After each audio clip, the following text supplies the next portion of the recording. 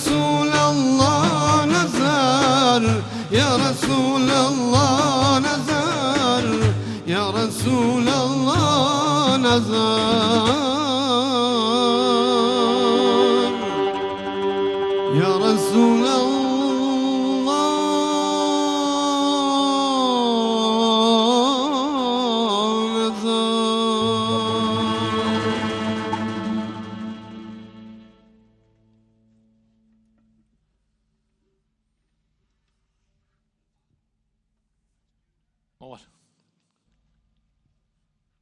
رز و سلاف بوا بینرین دلال اون لکوی دریبن الحرچ علین کردستان اربا حال جیانی بگشتی جوی درش که لها هولیره ایروش امی برنامه پاشی و جارک دجوار پیشکش بکن ایجا برنامه ما ایرو رنگینه نتنه بمروفان بتشتكي قال لك يا رنجينه وتشتكي دنها بإيروج ومعر لفرها بالمعر ما شاء الله يلفرها بجلو ما معدي ما قش أزر بإيرو جو سبرايز داري لي قرر أنا حسابي قدكم جبه گمان استالن بوچی بانو جاکی گوریو توانه و دویو هر سه پیاکل تنی جکتی دانشتون لبروی ام شومیوانه کی زور تایبت مانه کمر لگل خویای هنه جواب زانم اوان ناویرم راسي لما بكرمانجي زاند بين شي والله جمت على تنيشت كابرين بكرمانجي مالك زاند بين شي درقاكب ما بدر الراكم كاك بيامي عزيزي بكرمانجي دي بين مير كتن كوارا وجندر كتن هوارا ولو في نا متى ناتر ماربو قالتنا بس تحسد كل ما ركن زيك في قلت من باع او دوله بدينا بوجوريا ايتو كاكا الصف كاكا الصف خان اي شي ما بفيش كشك ابراهيم والله يجوا زي صباح الخير خاني من فيش أزبيبش ملاي جزيري بريز أري والله ملاي جزيري هزار رحمن للروحي صد رحمن القرايبة أزبيبش معي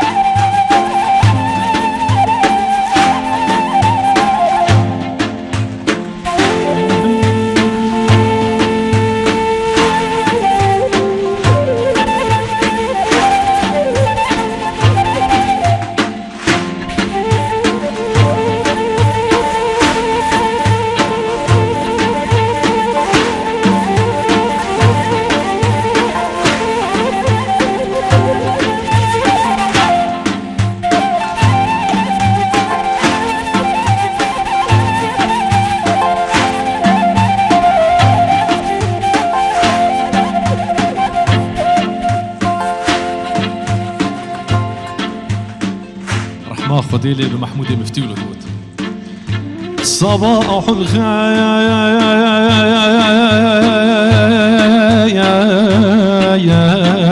خانم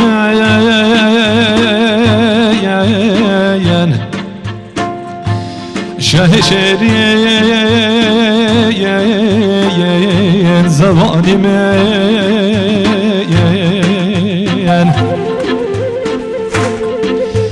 توي روحه رواني مين ببت قربان تجاني مين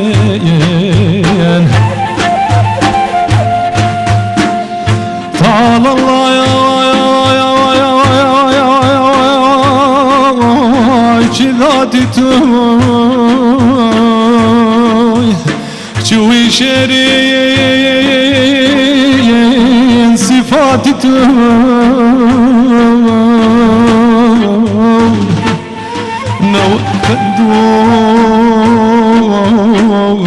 نباتي يقين روحه وحياتي حياته راحت جانب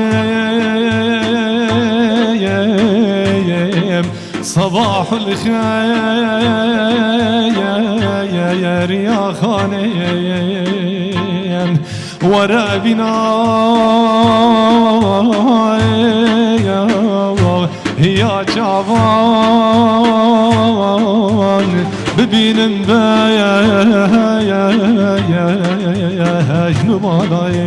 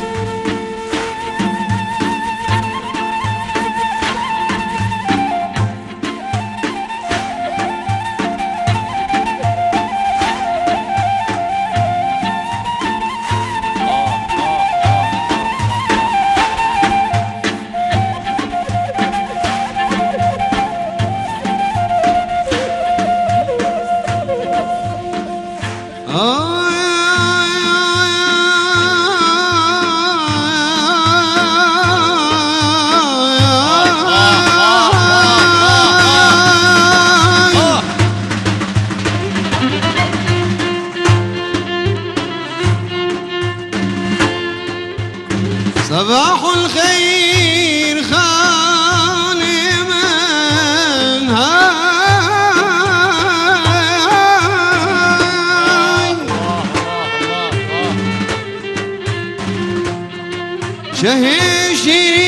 شهشين زبان من يا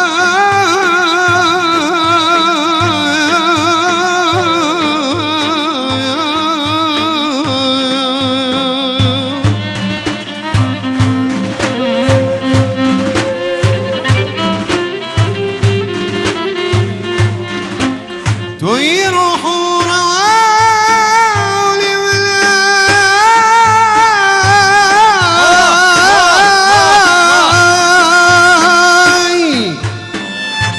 ببيت قربان تجاني من يا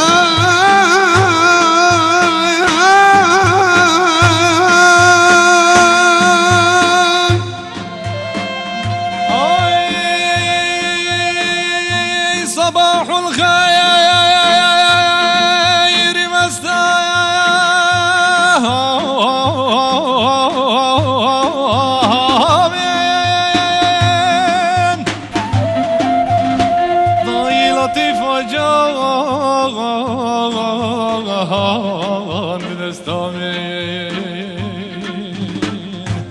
خمارمي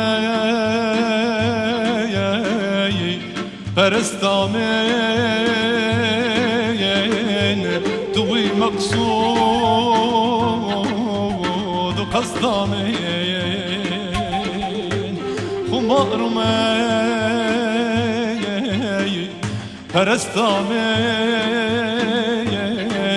توي مقصود وقصدامين جي مقصودان توي بسمين بدن برچا يرخيات لسمين جرشتوزي مقوس مين دبنداجل فجوغانين صباح الخير يا خاني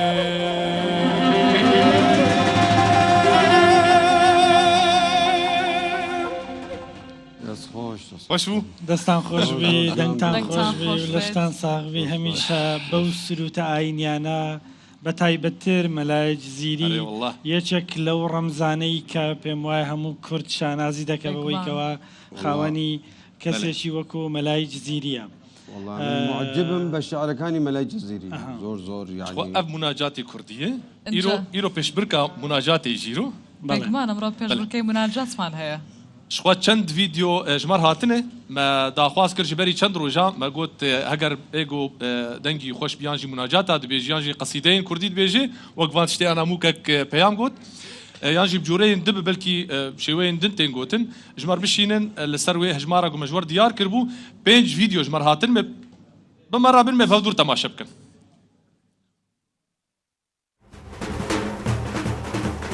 اگر مناجات یان مداخی دەڵێن قصیدەین خۆی ئۆلی ڕووداوی ڕەبشین لە بەرنامەی پاشیوی ڕوودا و هەر شەو یەک کەس هەڵدەبژێرین لە داویا ڕەمەزانێژی یەک کەسی خەلات ویدۆکانی خۆتان بە ژمارە تەلیفۆنی 2964 750 530 307 یانژی بە ئیمێلا پاشیو @ڕووداو.net را ژمارەڕێ چاوەڕوانتانین لێبیاون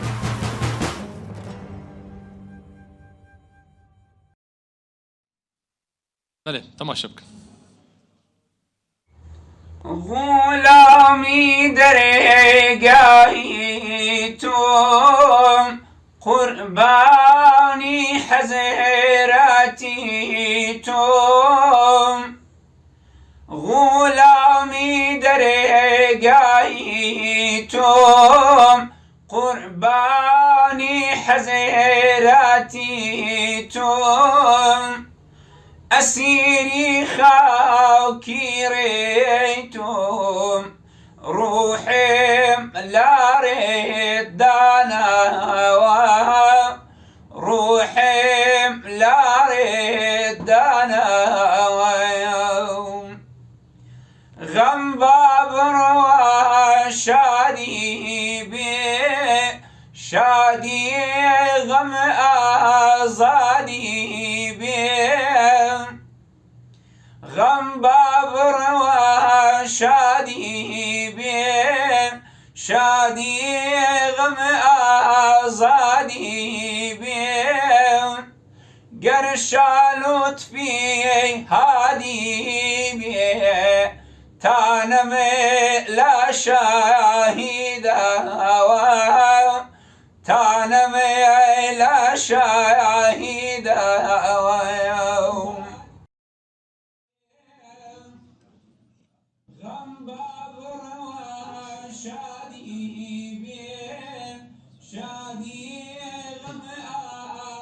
ئەوەی کەگەبیستبوون لە ڕۆژەڵاتی کوردستانەوە بوو.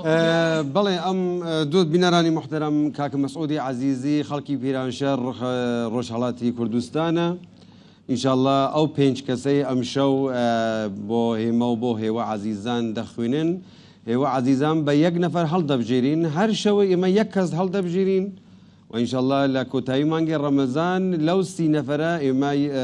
خەڵاتە گەورەکە لەلایەن ڕووداوە ئەجا ئەو کەسێک کە ئێوە ئێستا گوێبیستی بوون دەتوانن لە ڕێگەی سۆشەڵ میدیاوە دەنگی پێ بدەن واتە لە ڕێگەی کۆمنتەوە ئێوە ناوی ئەو کەسێک کە دەنگیتان بەدڵە لە لای ئێوە خوازیارە دەتوانن ناوەکەی بنووسن و بێگومان ئێوە ئەتوانن وا بکەن ئەو کەسە ببێتە براوە و ببێتە ئەوەی کە لە کۆتا ڕۆژی ڕەمەزان خەڵات بەدەست بهێنێ بێگومان ڤیددیوەکی دیکەشمان هەیە ڤیددیۆی زۆرمان بۆ هاتووە ئەمەیان لە ڕۆژاوای کوردستانە باپێکەوە گوێبیست تەماشا بکەن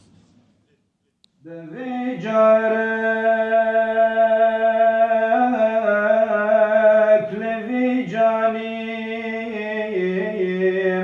دەلال و ناوازینا دل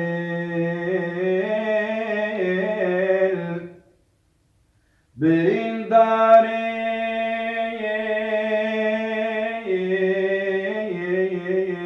تتەختۆریم به درد دل چه زاناییم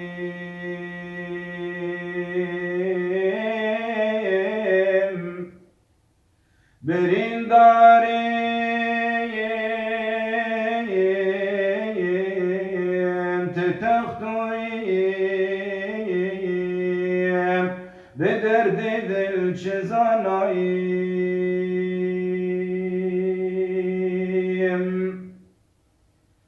محمد عمرو بارانه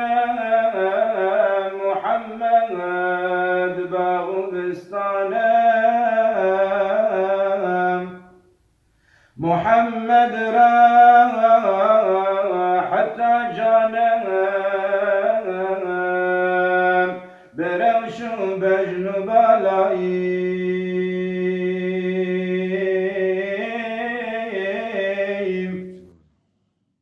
ئەفژی دەنگێ سەیدای مەلە هۆگرێ ji bajarê Serêkaniyê ye gorop Serêkaniyê nebîst dibe xwe li Rojavayê Kurdistanê bajarê gunha dagirkirî ji xwe ev ji bajarê xwe derketin hatin demekê li Amûdê man niha jî ez bawer dikim li bajarê Tirbespiyê dengê pir xweş dibêje îmamê camîkê li Tirbespiyê camiya herî mezin li Tirbespiyê dengê xwe ji merşandî hûn jî dikarin bişînin êg hûn jê hez bikin êg we dengî wî hez kir ji kîjan bajarî ji kîjan aliyê Kurdistanê bi hûn ê herin komenta bin vîdya wî deynin her gu hejmara komentî pir bi ew qasî tê hilbijartin لە سەرەتای بەرنامەکەی نیشان دەدەین کە ئەمشەو هەڵبژارە ئەمە سبەی شەو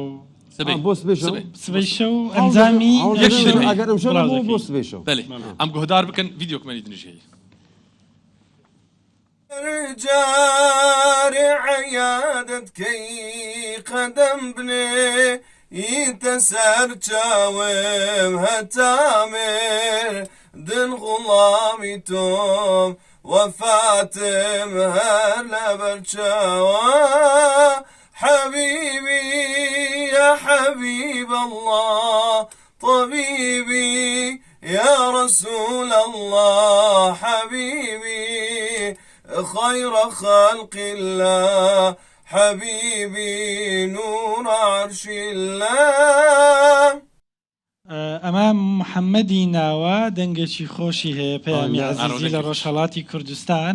و پێم وایە تۆش ئەو سرودە وەڵا ئەو سرودە بەناوبانگە لە تەکیەکان و لە خانقەکانی کوردستان دیار نییە کێ ساحخاوەنی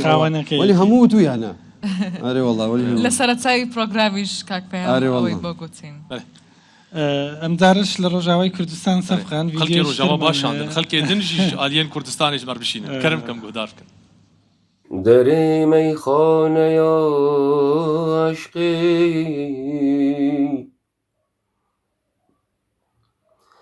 درێ مەیخانەیە عەشقی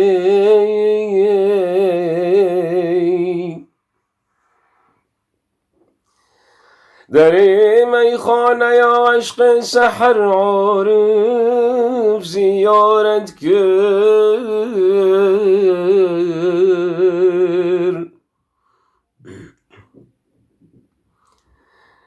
درێ مەیخانەیە عەشقی سەحەر عارف زیارەت کرد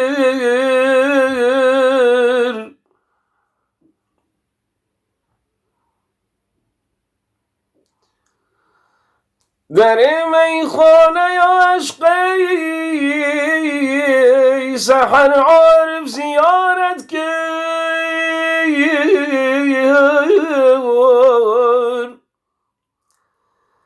به آب چشم و خونه دل وضو بست و طهارت کرد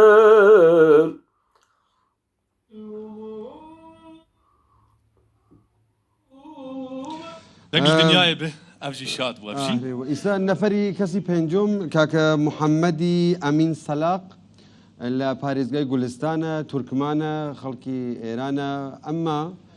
بەوەی بەبوونی ئەوەی کە زۆر زۆر یعنی بە حەز لە کوردستانەکە حەز لە کورد و کوردەواری دەکا زۆر لە بەرەدەری مەیە لە بەرخاتری کورد و کوردستان بە شعری کوردی بە زمانی کوردی بۆ ئێمە بەڕێ کردووە بۆ ڕووداوە باپیکۆ ببینیم.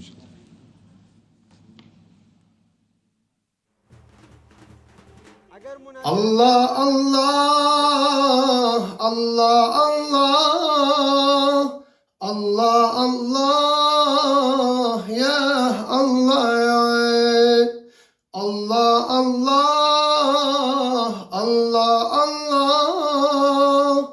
الله الله يا الله يا فردي أعزم بوانكم يا فردي أعزم يا الله يا حي يا قيوم بوانكم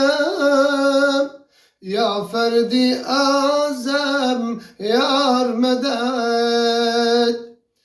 يا شنوندي بوانكم نالي صبح دم الله مدد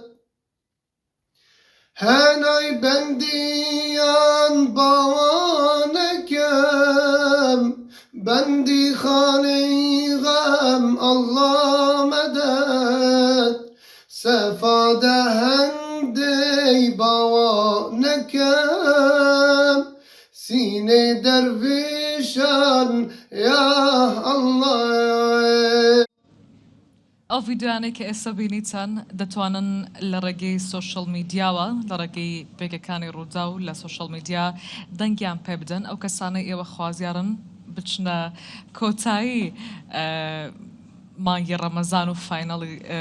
بەشی کۆتایی کە دەبنە براوەی خەڵات دەتوانن لە کۆمنت ناوەکانیان بنووسن و ئەوانیش دەبنە براوەی خەڵات.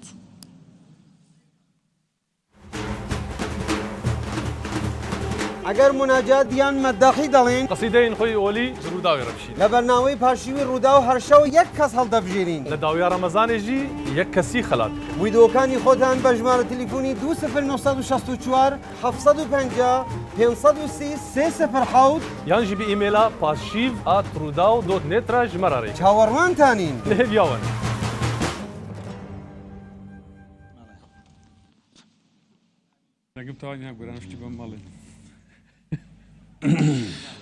ڕێز و سلااف جارێک دنیش بۆوە ئەو برگەیە پێشبرکێ بوو هێویدارن گوهن دەنگی خۆ بدن دەنگی خۆش هونژی دەنگی وەژی لێ هێژا بگۆم بدن کەسێ دەنگی خۆش لێنەها میوانێکی منی تایبەت سەربەرشتیارێ ئیدارەیە سۆرانێ کەک هەلگورت شێخ نەجیب بخێرێ هاتی و ڕەمەزاناتە پیرۆز بێ باس ممنون ئەم چەند ڕۆژێ ڕەمەزان چۆن بوو لە لای تۆ؟ دوو ڕۆژە دنیا زۆر خراپ بوو بەسە ڕۆ باش بوو خەڵک دەڵێن زۆر باش بووە ئەمن دوێنێ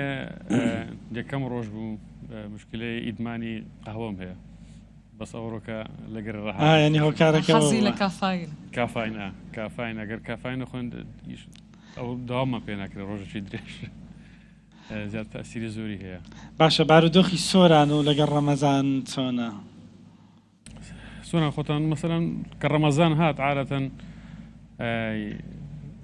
خەڵکیش بە زەحمەت دەبی تەڵەباتیان زیاتر دەبی چۆن کۆنتڕۆڵی دەکەن کاکەڵ ئەزانی مەسەلەن ئێستا بۆ نمونەت و ئەگەر کێشێکی خزمەت گوزاری هەبیتن هەیە مەسەرەن کارەبایە یان زۆر ئێستا مەسەرەن کێشەی تخواب باشە ئەڵی نەختی دەنگت دەنگ بکەم باشە تۆ دەنگت ڕۆژی بوویرۆی تاسیرە باندۆرە ڕۆژی نەکەفاایدی نەخواردوە خزانەزانەکە خەڵک بە ڕۆژی بیتن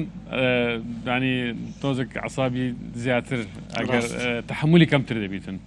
ئەمە دەبی وەکو ئیدارە دەبێت تحملیان بکەین و زیاتر زیاتر لە ڕۆژەکانی ئیدارە زیاتر تحملیان بکەین بەس یەکشت من مڵە حەزم کرد دوێنێک کە دەستم مانی ئەو ڕۆژی ڕەمەزانە دوێنێکەوە ئەوڕۆ مەجای ئیشکردنمان زیاترە مەرازعمان کەمترە خەڵک کەمتر سەردارمان دەکات بەڵام ئێستا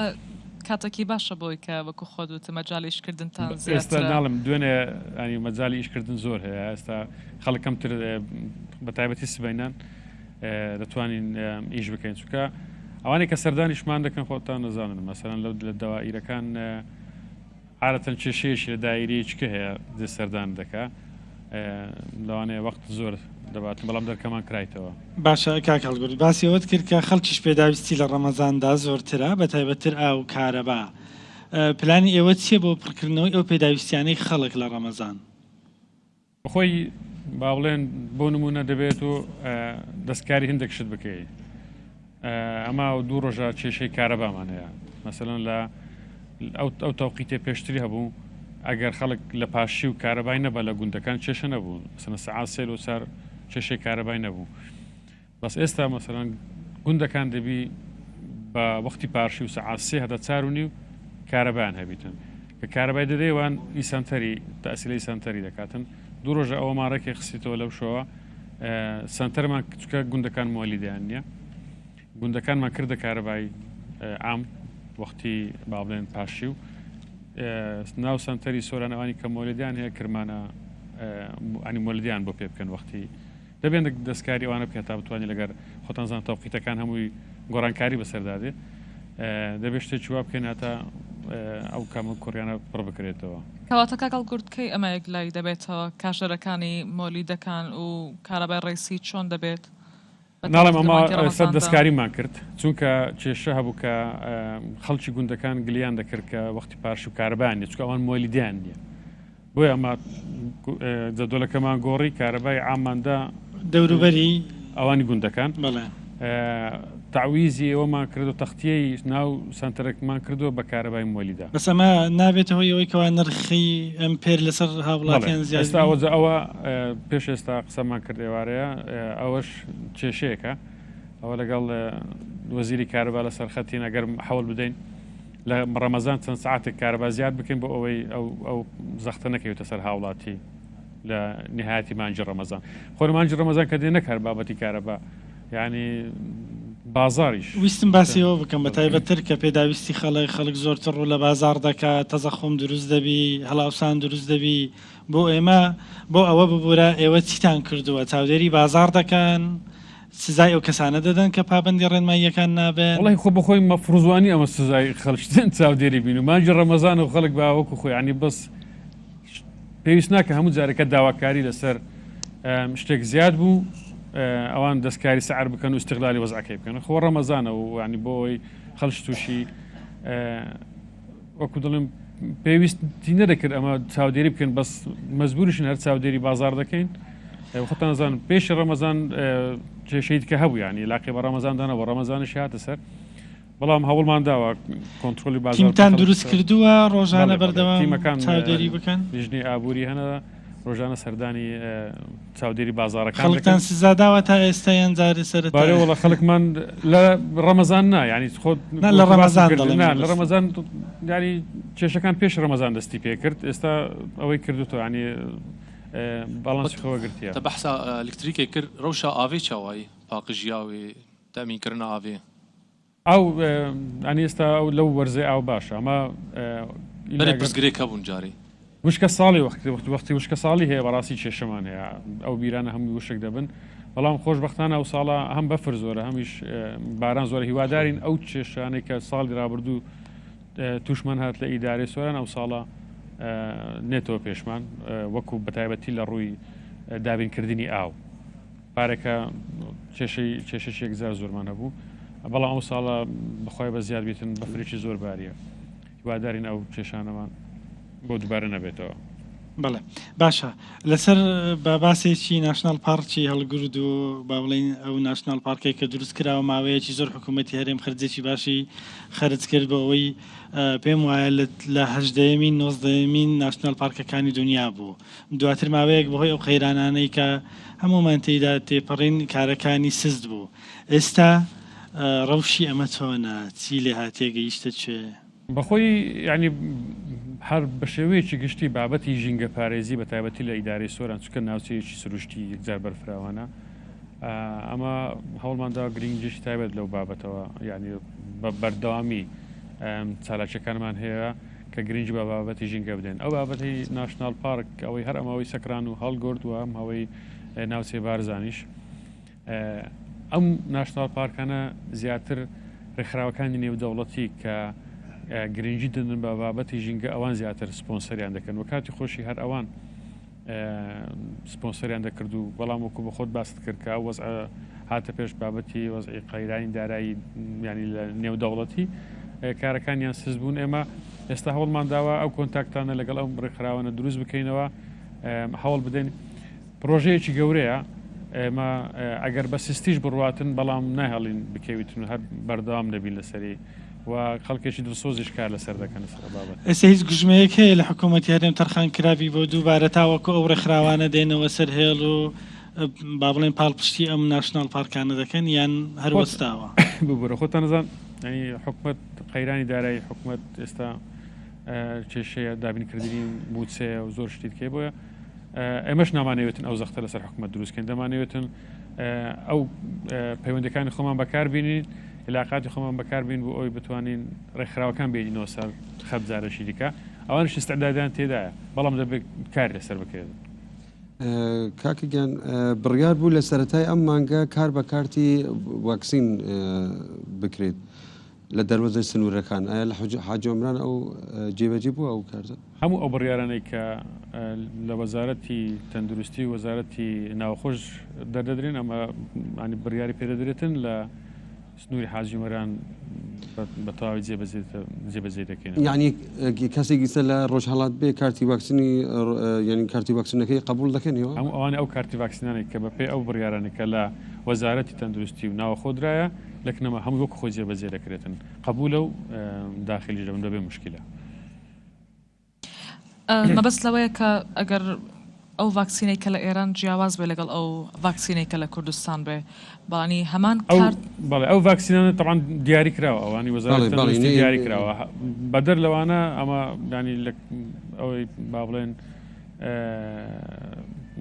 قبول نییە دەبێت لە ئەوانەی کە بڕیار لەسەردرا لە وەزارەتی ناوخۆ وەزارەتی تەندروستی ئەو جۆرە ڤاکسینانێک کە بڕیاری لەسەردرا ئێمە لێنران جێبەجێ دەکەن لەوەی بەتاگەر ئەو جۆرە دەبێت کە خۆتان دیاریتان کردووە ئەگەر لە ڕۆژەڵات بێ ڤاکسینێکی دیکی لە خۆی دابێ ناتوانێت داخڵی هەرێمی کوردستان بێ دەبێ PCR تستی پێ بێتن ئەگەرەوانە ئەو کاتی ئێستا تورکیا ببخشە بەقوڵایی چەند کیلومتر هاتوۆتە نۆ هەرێمی کوردستان لە سنووری سۆران تورکیا تەعاان دێستان نیە ماوەیەکی زۆرە تەوازوی لەسەر ئەو سنوورانە هەیە و بەداخەوەش ینی ئەو گرژی و ئاڵۆزیانەی سنە سنوورەکانی ئەمن ئەگەر باسی ئیدارەی سەربەخۆی سۆران بکەین لە سنوورەکانی سیدەکان خەڵکێکی زۆر تێدا زەرەرمەند بووە ینی سیدەکان یەکێکە لە گەورەترین ناحیەکانی سەرئاستی عێراق زیاتر لە 360 گوندی هەیە تا ئێستا زیاتر لە 160 گوندی لەبەر ئەم ئاڵۆزیانە چۆلیان کردیان هاتوونەتەوە ناو ئیدارە کاوەش کارگەرێکی نەرێنی هەیە وەڕاستی ئێستامە بەرەو بەهار دەچین بەرەو هاوین دەچین ئەو خەڵکانە هەمووی ڕوو لە گوندەکان هەم بۆ بابەتی کشتتوکاڵی هەم بە بابەتی ڕەوەندەکانیش دەگەڕێنەوە دیسان ئەمە تووشی حاڵەتێک دەبین چێشمە بۆ دروست دەبێتن چونکە ژیانیان پارێزرا و سەلامەت نابێتن لەوانە ڕێگاشیان پێ نادەی ئەوەش هەر دروست نییە چونکە ئەوانە ژیانیان لەسەر ئەو کارەیە بە تایبەتی ئاژەڵدارەکان ئەستن زۆری ئەو ئاژەڵانە بە جۆرەکن کە لە گەرمای هاوین لەو شوێنانە ئیدارە ناکەن دەبێت لە بستنە ئەو کوێستانانە بەڵام کە دەستنێ دەرانیش زۆر جاران حالەتی نەخوازراویش ڕوویدایە بۆی ئەمە پارێکە بەرنامەیەکماندانە و ڕێنماییمان کردن کە بتوانن خۆیان بپارێزن و ئەم ساڵیش ئێستا هەفتەی دابێتنەوە ئەو هەفتەیە کۆبوونەوەمان هەیتمان کۆبوونەوە لیژنی ئەمنی بۆ ئەوی دیسان بەرنمەیەش کە دابنێن بۆ ئەوانە بتوانن هەم بستنەوە سەرگوندەکانی خۆیان و هەمیش بە جۆرێک ژیانیان پارێزرا بێتن کە لەکنەمەوە ئەفزەلێتە ڕەوشا دەرگای زێت ئەس بۆرتم دەرگای سینۆری ڕەوشاوی چاوایە بەڵی جارێ ینی خەریشین بەڵام پێشەوە چونێکی وای نییە چکە هێشتا بڕیار نەدرا کامە دەواازەیە چکە لەگەڵ تورکیا نەگەشتینە بڕیاری کۆتایی کامە خاڵ بەکاردێنن بۆکو بۆچی نەگەیشتونە کێشەیەک لێکتێ نەگەیشتێک هەیە نەخێر بابەتی هاتو چۆیە ینی ئەو با بڵێن ڕێگانێک کە لەوێ داخلی حدود دەبن لەگە ئەو ڕێگانێک کەلەکنەوە داخلی حدود دەبن ینی ئەوە ئیشکالی تێدایە ئیشی دەوێتن کاری دەوێتن بەڵام ئێمە پێمان باشەوە گرنگیشی پێدرێن بەڵام تا ئێستا هەر لە گفتو گۆداینە بۆ ئەوی بتوانین میکانیزمێک بینەوە خاڵێک دیاری بکەن بۆ کردنەوەی ئەو خاڵە سنووریە باشە کاگەڵ گورد دەزانین کە تابلۆی بێسەرەتا ئەمڕۆ ئۆتۆمبیلی بێسەرەتا لە بابەت بوو لە سۆران ئێو تووتانەکە ئەو ئۆتۆمبیلانە ناهێڵن ئەتوانێت ڕوونکردنەوەی زیاترمان بدەیتێت چی ئەوەی پێم باش بۆ پرسیارەت کرد لێک تێ نەگەیشتنەکە بوو من لە هیچ لێدوانێکی نەمگوتووە ئەمە نامانێت ئەو سیارانە ببینن من لە لێدوانێکم وتم پیشانگایەکانی مامەڵە بۆ سیاران دەکەن نامێنێ ئەو ژمارە سیارەی کە لە سۆران هەیە تقریبا نزیکەی 9,000 سیارە لە حدودی سنووری سۆران هەیە بەڵام 50,000 سیارەی بەڕەقەم و کە ئەوەلیاتی هەیە بابنێن سەرەتایی هەیە ئێمە کە دێن کار لەسەرەوە دەکەین دەبێ دادپەروەرانەبی ئەمە کێشەیەکی زۆری بۆ دروستکردینە لە بابەتی کۆنتترۆلکردنیان لە بابەتی غرامەکردنیان لە بابەتی پابندبوونیان بە ڕێنمایەکانی هاتوچۆ چکە هیچ شتێکیان لێ پێوەم کرد ئەمە چمان کرد لە ئیدارەیە باڵێن دوای کە دەست بەکار بوویمە هەوڵماندایە میکانیزمێک ببینینەوە ئەوانە پابندی ڕێنمایەکانی هاتوچۆ بن هەوڵمان داوە لەو ژمارەی کە تۆمار کراوە لە دوایین بڕیاری وەزارەتی ناوخۆ لەوە زیاتر داخلی سۆران نەبن زۆر جارم باسی وە دەکرێتن کە ئەوانە خەڵکێکی کەم دەرامەتن بەڵام بەو دوایانە چەندی سیارەی مۆدیل بەرز خەریک بوو داخلی سۆران ببێتن بژمارەیەکی زۆر پاس و کۆستەر داخل بوون هەمووی لە مۆدیلی 2021 و 22 کە ئێمە مۆڵەتێکماندانە لە خلال 2 هەفتە دەبێت سۆرانەوە بکەن لەگە هەم دەست بەسەر دەگیرێ بەسەردا دەگرن بۆیە ئێمە لە هەنگاوی یەکەمان دەمانەوێت ڕەواز لەسەر ئەو سیارانە کەم بکەینەوە واتە بڕیارەکەی ئێوە سەرەتا لە پێشانگەی فرۆشتنی ئۆتۆمبیلەکانەوە لە هەر ئەوانی دیکەش ئەوان کەش ئیجرعات پێشتر لە گەران نەکراوە پێشتر مەفرێز دێیەکی مرور وەستاوە هاتوچۆ ئەو سیارانە بەبێ تابلۆ بووینەوە یەکسەر ڕۆیشتینەوە پێدەڵن ئێستا مەڕیان دەگرن و ئێستا وەکووان کە ئیجرعاتیان لەگەر دەکەین ئەگەر لە بەسەرن بۆ نمونە ئیجرعاتەکان چین لەناو بازار بەسەر دەکرن دەیان بن و غەرامە دەکرێن یعنی کێشەی ئەو هەموو سیارەیە ئەگەر وایە لێ نەکەێنێ تقریبن وای لێ هاتبوو لە سۆران ئەوەی تابلۆی خۆشی هەیە تابلۆکی لێ کرد بۆ تابلۆش کە تێخست و لەوەی زامی شتێک نکاتن ئێمە دەستمان بۆ بڕیارە نەکرد ئێستا خەڵکێک هەمووی سیارە خۆ بەڕقم کردوتەوە و ڕەوازیشمانە سەرکەم کردوتەوە و نابێ مامەڵی فرۆشتن و کڕینیش پێ بکرێتن تا ئەو کاتێ وەزارەتی ناوەخۆ ڕێگەچارەیەکیان بۆ دەدۆزێتەوە بەڵام ناکرێتن ئەوان بە کەیفی خۆیان بسڕن و پابندی هیچ ڕێنمایەک نەبن ئەوەش نادادپەروەریە 50,000 سیارە ڕسوماتی بدا غەرامەی بدا هەموو شتێک بدات و ئەوانش بەبێ کێشە و زۆر جاران باسی دەکرێتن کە خەڵکێکی کەم دەرامەتە بەڵام ئەو سیارانێک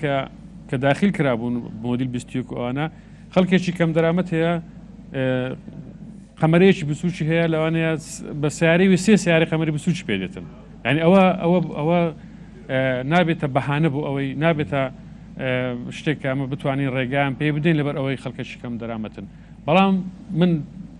100% لە گەروەی دامە دەبێ ڕێگا چاریان بۆ بدۆزێتەوە نابێتن ئەو ژمارە سیارانە لە ئیدارەی سۆران بەبێ تابلۆ بسۆڕێنەوە ئەوەی ئێستاما کردومانە ئەو هەنگاوانە بێ هەنگاو بە هەنگاو بێتن پیشانگاکانیش مۆڵەتماندانی لە خلالی ئەو هەفتەیە دەبێت یان مامەڵە ئەوەی مامەڵە بە سیارەی بێ ژمارە بێت تابلو بکاتن ئێمە دایدەخێت کاکە هەڵگوردی بەڕێز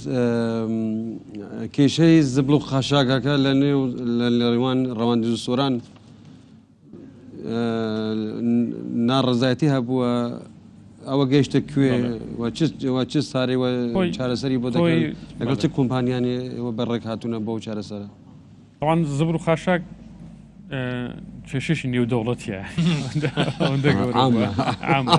ئەو دوای دێتە عێراق و دوای دێتە کوردستان زۆر دوای دێتە سۆران لە سۆران فعلا ئەو شوێنێکە تەرخان کرابوو ینی ئەگەر تۆزێک بەرز بیەوە بە فلای کامێک دەکەوێتە ناو سنتەری دەکەوێتە ناو سنتەری سۆران من کە وەکو قایم خامش کە دەست بەکار بووم ئی کارمان لەسەوەی کرد کە ئەوە شوێنێکی گونجاو نییە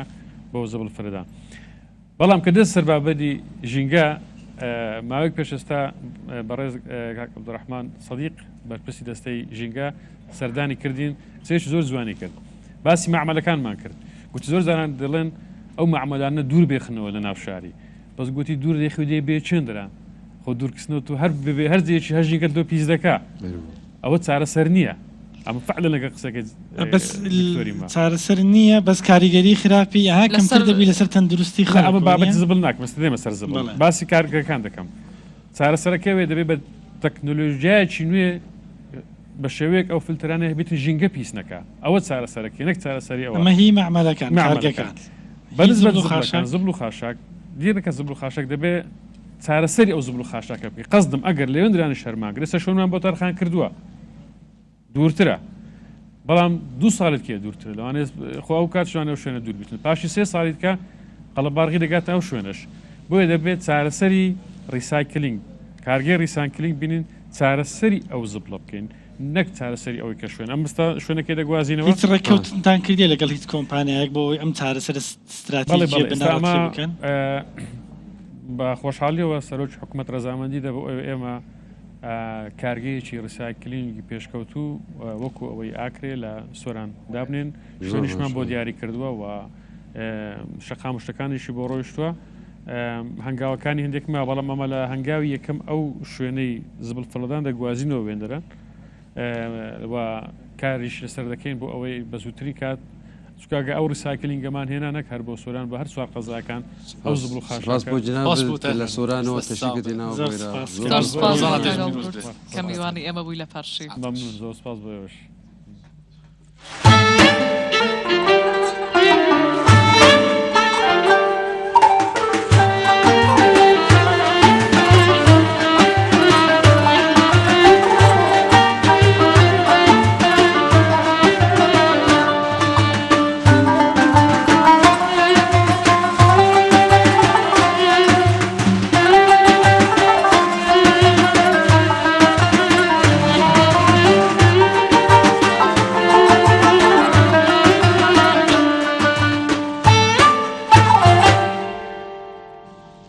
زێرابە منکی کاریم چێ وزێ هەرم منی هاتووە دەلێ گروپی موسیقاکە لەبەرتی ئەزێ لەگەڵ میوان هەرم پەیام عزیز لەگەڵ گروپی وڵا لە ترسی هەستەکەمەڵی تێکچوە کاک عەبدستار ئەمین میوانێ مینها ئەمێ بەحسا معرام بکن ئەو معرێگمە بەحسێت کرد جێ پێشێدێ شخوا ئەو معراب کارتینش بۆ وەکە دەرمان بکار وەکە دەرمان بکارتین و خۆدی تشکی جامێناز بکە مەراقی یانژی خۆدیکردنی یان دەرمان چاوی تەماشا بکن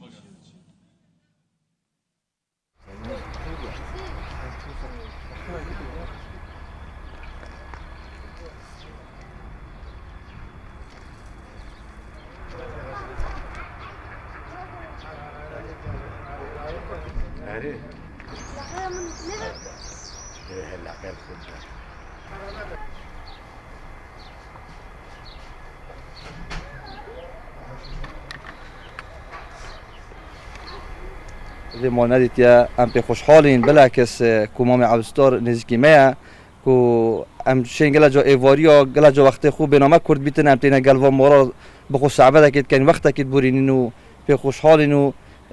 شکر به خدا الحمدلله حتی وی گاوه چه ضرر زیان نبوینه و ان شاء الله چه بجی تنازلنا چند سال جناري امام عبد الستار الحمد لله تأزيت مناديتيه وقديم مجمارة ترسيا فيجا مجرون ماران لا ترسن امتينا دو بيني مال مثلا سهرة بيت مناسبتين دف مارا رسمات ديكيشن والحمد لله علاجي بو من شاكر من قالك فايدة دي تسا جوان مارا حبك بو من شاكر الحمد لله باش بون قالك باش بون بس قال جار يعني ام بالعكس خوش خد من بوريو قال جار امتينا درب لو اليوم تعليل خد كانت ريني خوري مروبا قال لك بريزا وسيت خد نخ عالمي دو هاي عالم دربي قصروكي الدور برا همي عرضتين هذا بقى جراد بينم عويلا خزان الدوكتين غير عرضتين عبدالستار امین مزوری میوانی ایمه او کاک پیام تنشتی من بود شالی که والله لبروی لمارکه ترسا وراجع خبره من من كاكم منهم اللي وراجع كره بخوم ماركان درتي لي معاكم اتورا اگر او اشوطنا شو پاشنه كره بقرعان دتر صفقة من حقي والله لا خدي بترسا كره بقرعان بدي درسوا بقوا قصا کاک عبدالستار بس کی مارکه من بفکه بله ايوه از چه بحث ما رو بونگو بکم شكنجي ورتو بيشو سالا 83 دیموه و 84 بجمانگو مدست گرتنا ما رو یکری و حتی وگوش از بردوامم الگل مارو و مار گرتنه شو او هزره بوتا او هزرش لای خوده و بومهات پشمی تشتکی خوده ایرادو یال سر مبره که حشمی گیانه وراد کرد و مبره خدای خلق ماجیک یه همی گیانه وراد خدان کرد تنها ماریش خلق دانیتن دشمن بس اسنا دانم دشمن چکل برچه هندم رویت هند وی وقتی دا گلال ماری پیسترن والگرگیش برسیترن و کی وی مروی او حوال مروی بید خیانت المروی بکردن باشا کاک عبدالستار يعني كماركان تو بينن وكو خلقي ديكا بوتوناين بيانوي غاز اللي بقريان شتكي لم جورا شکر بو خدا یعنی وگوه ولی هاتی منطقه ما دورو برد شیخان ویت قصرو که هر گنده که هبید ما را که ببینن تلفن آمد کن اکثر تلفن آمد کن از چه موریدگر مود این مت مال داشت هر مركبي هر مركبي هر مارا که هبیتن جوري معراه هنا بجعر وبجعر مار جحر یه دیاره یه بجحر جه دیاره مار جحر یه راجک دو جوره تاین یه های بجحر یه های بجحر بس اوید من الحمدلله وکی منات بجحرن او بجحر كرني ياج باصل او پیرادا خودت بجحرن نب منه بس تنها بهنده بجحره کو کورا ماری بخود ها كورا مار مار بجحر اوه نوهلیتن باشا غاز اگرن چوا غاز يعني ددانت پیوهین بس ددانت پی نه وکی ددانت کورا ماری نه ددانت جحرنی نه چکو دجمنی نه اوه ها يكم جار كيبو مارز قري يكم ماركة قرت التمن دتشن بو یکم جار تمانه من 17 سال بو هفده سال 17 سال بو 18 سال بو او هبیه لكيو بو تشون بو القصر که بم پشتینگینه زستان بو دیماکا اویدیه و بول هی و دازه بو آفراب بو پشتینگینه چون مثلا آوه من برای خدای ماره تاتی نخواد ناف ریلا و ایدیا من مار الویره گرتن و مینانت مال دا مبخدان کرد بو من برسيارك يعني تجارة مار تودايا نخیر موانا دایا ابد موانا دایا برشي ایرادا خدایا اگه ایرادا ایلسر نبیتن نشب تودد دوان لكوي دا خوديت كه ازد مولا خدا بخدان کم ناف زاروكا دو كفلت ناف زاروکا مجی هر وکی من زیاده تری من چاوه خوددانا مارا و ماراش گرن اگه از المال جی نبم ایک تلفونه بوم کتن از الجیه که ده تلفونه بچکت خوکم ده بیج مهارن مورا که الفلان عادی ده رقم تلفون آدمه او ده اکسرشن ده موریگان يعني اول شفت انا جاري خطرني یالا جیران من تنیت فیل بین جاري خطرني باشا كاك عبدالستار عمت شيا اوش اویدیا که دی عمل برهنده اینا چکه البرچه سال 2006 ام شیاین درمانه که لچه بکین کما خیر بو خوده دم خلقه که ببران بر او جی حبال چت کم بو باسیرا داخلی نه یا خارجی و بو قولونه و بو معیده پاجدوش بون دیار کم ده نشان گودم کاچی او چونینه چون او درمانانو چون درستی دکی از چت کم کراسوی از چت کم الکراسی چت کم اوید پیره دا پاش دنیشون گودم چاو چت کم چاو چنو کم دبونگو ئەوە خراکه دەرمانەکەەوەی سەکە کابوس او درمانکه یا بۆ چی نەخۆشیانی بەکار بو قولونه باشه بو معیده بو اسیرا داخلی نه یا ئەمە خارجی پستی ماری او پیست موریا ینی حسی ینی مارە لەگەڵ کە چۆن فڕی ینی چۆن لەگەڵ بە ئاو دەیخوان چۆنەوەی ده داعیریت ده اوه خود حبا ده خوتن وکی حبا که دیا طبیعی روژه ده حبا که خود ئیسن ناوی ئەو مارە چیە بەبخشە کاکە ناوی ئەو مارە چییە؟ ئەو پێستی ئەو مارە پیستی او پیستی او موریا ناوی چییە چ جۆر مارە؟ مور رشاوه ئەوانیش بەردەخینە لە ناوی ماری ڕۆشە او مور رش ئەجا دەرمانەکەش ناوەکەی پێستەکەی تێدا حسکای بخوجینو که تواوه توخوا ئیسە ینی بیخۆین؟ بخوی درسته وڵای چون با لە دکتۆرەکەمان بپرسیم ناخۆی ئێستا تۆ ترسای لێ دانیشت بووی ژمارە ستودیۆ دەرخینێ مار از ناخوده ده ماری گرنجی ئامین یارب کەرم یا خوده ئەیسە من ئەڕۆمە ئەوێ من ئەڕۆمە ئەوێ خوا کامە گاز ناگری ئەوە بێنە دەرەوە یا بسم الله هاتم بۆ ئێرە ئاواتە او مورک نەکەی زۆرنالی نەدی دەرچین هەمویان دەردین گەز ناکە او دومور هرچند تا گوتا من و گوتا من 7 مورا بینم گوتن گوی یون دیف هفتیه ده بونگیرم چکو 7 روزه اون 8 روزه من 8 قلینوینا 7 راشن یک جی اوی دیا چکو ده هفتی 8 روزه عندك 7 روزه یدیش نوف قفسه یا او نه راشا او بورا بس او راشا کنه نیتە دانوشتی پێوە نەبێ او راشا کنه تماشا دەفتە ناکشیرت کریە شو عيديو يجيني خەلکتێن جەمتە ببینن ڕاژێنێ توان فێر بکەیان بۆ ترسا خۆ هەلینن خەلکش بۆ ترسا ترساخو قالك تين هدف من بوترسه قالك تين حبا داخوست كان قالك جيكتين سرادونت كان مثلا دهن الألمانيا دهت التركية هاتين إيران هاتين بغداد هاتين پشتێن هندك تين بو علاجي هندك جيتين بو ديتنا مورا هندك جيتين ترسا مورا يولدف تلفزيون داده بلا خدا تو یەک معرف دەدەستکەوە اجي حاسكم تبيع خو تو موري هل قناعت بخرا چبي من پرسیارێک یعنی احتمالە خەڵکێکی زۆر نوکە تەماشای تو چاوا دێوانە عەلمینی و هاکەرمارێک بۆوانە ئات چاوات سەرەدەریە گەلماری بکەن سەرادەریەت گەلمۆری بکەن ئەوی جوورێ مۆرێ ڕەش هەکەر ڕەش بوو ئەگەر زەرەڕەوی تو ناکەی ئەو زەرەڕەتە نۆکات هیچ نۆکات شکل برچه اوی موری ددانه جحره تدانینه جوره که دیهایی تدا دو بوده دیار کم ددانه جحره بود او سرکه دیوستری تدانینه او سرکه والله تو کلکی هیچ بره بخوا من نعرف از ناخده سر خوب و راگره از ناخده کس خود ماستر نینه راستا او بوده راستیا باش ئەگەر ڕەش بوو ئەدی ئەگەر ڕەش نەبوو جۆرە ئەگەر ڕەش نابیتن جوورەکەی دەوتین نەدەرێت چ بکە ینی خەڵکە چ بکەن دۆ پێوە نەدات ئەگەر تۆ زەرەڕە مۆری بکەی دێمۆر تەڤەدات ئەگەر تۆ زەرەڕەوی نەکەی تەڤە نۆدات ئەو جوورێ مۆری هیچ مرۆڤای کیڤە نۆداتن هەبە ئەوە درستە ئەوە وێگەوێت تۆ هەڵگرایە درستە تۆ دێ هەڵگیری تۆ دێ ئۆنەیە خودێ هەڵگیری سامسؤولية مش ده هالجري درسته اما اول رشكا اول رشكا نوعيدي ترى جورك او جهه مجور مروي فانودان تنها مورك هاي ام بجنه كورامور او جي سريويه مثلثه كالكويجيو قطا قالك دريش نينا جوفيتويجيك قالت كريتن غولن او جورد كورامور وكيفيشيا هي الرشا اویجی چوبت ویت راش ناوکی چوبت وینا بن حفکاوی شیاسور نینا بن حفکاوی آسور نینا و ازمان خوش وقتت کش داری راشا اوا ازمان اوا نه ددانن اوا نه ددانن کویک بیشت اوا ویوا مودات ویوا مروی و اگر کورامار بو مثلا ایکی کورامارک دی چی بکد اگر کورامار دید گلک کورامارید بیننده تلفنو مکن نه یعنی نشه اکی دید نکایش بوده دیار کم خود چکت آنچه نکرد بله هاگه کورا موردید تلفن بومت کن ادبیش می چجوره موری ادبیش کورا مورا ادبیش می اسنو همه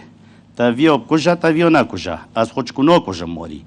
اوجا ایو کورا مورید بینید بلاب خوب کشید چاوا کاکە عەبدولستار تۆ جنابی سەوتت لەسەر دەستی من دەستی لێ بدەن ئایا برا لە منیدا ئەمە جنابەتی چی بکەوە جنابەت هەگەلتەدا معنای قەناعەتۆتە بۆوەریۆتە یۆ کێمە تا باوری قوی نیست اگر باوریاتا یا مکان بیتن اگر توش دل خو صافی که گل مالا خو اول جار تو تشتك بمصافي نكر گل مالا خو گل دوست و برادر بسم الله الرحمن الرحيم يا الله ورا بإذن خوده ورا بإذن خوده ورا بإذن خوده كاكا شهادتين بينا كاكا صفا أبا فهد جرا ورا بينا خوده واحد دو مساملت برای خو شهادتين بينا كاكا صفا أبا جيب إذن خوده جيب إذن خوده كتب پل گره ایرا بچک بگرا نترسا او بلا بیتو بشید او بلا بیتو بشید حیوان خوده بوجی روسا او جی که تا یهودی ابدا لا الله أباجي مقوطة الجال مروبات شترا وكيف مروبي حوالي مروبي بيت خيانة الجال مروبي كان بعد أبد درسته ورست راموس يعني ده شو أنا أمني جديد هيج مشكلة والله كيسر الدانا ما نبري وهاتم راني الجبل عمود الجبان هنا بله أنا بس خلق دبينين دكو جيب هبي دارم أبجي لاورك هبي دارم كاس موري راش ناكو جيتان موري راش هاج كتو مروفا كيد كوجي كو او مروف بيتن يه مخلص بيتن بو دين خو بو قوم خو بو اخو خو موري راش حراسيل مروف يتجري بله شكو ازبيج مجي خلقك ابد بري زونن خدانت رازا اگر اف مورد نفرزه وی دابا داهتا پاراستن چونکی اوه حاشا جرجیت خود مشکیت خود بقیت خود مور جحراوی جیت خود چیتر لنا ام ماوا هماره تدایا اتخو دريبنا هم يعني اماره تدا ماره تدا قينا باب ببين با بلاد بتاوشين ما داره برو كاكا صفا برا كاميرا بين السرمه هلا اف لاورك يعني واي تعداوي تني خلق دبينن بان هدوكم دور بكوش هاجر برو نكوش حيوانك بسم الله الرحمن جاري براكي ما ابو ابراهيم شيدات يا الله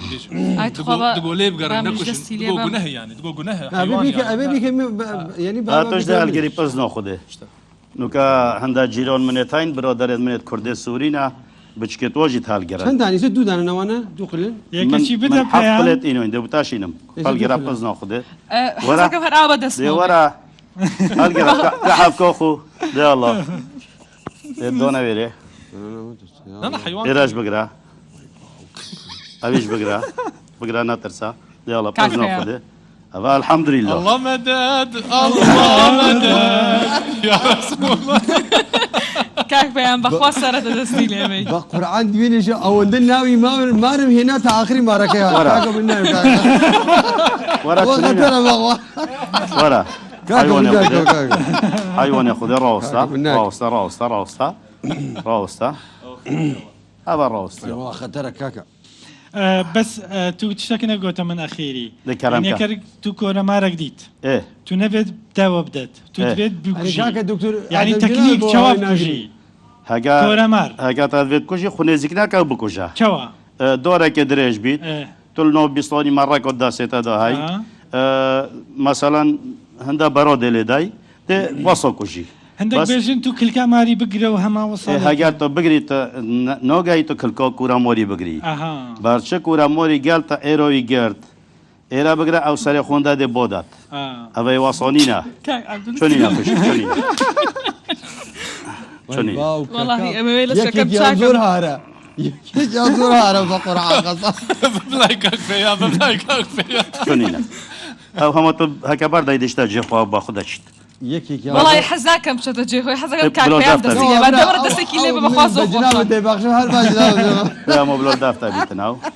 او جو دو برو خو بيجم اوسا شكي اف مورا حميدا دمورا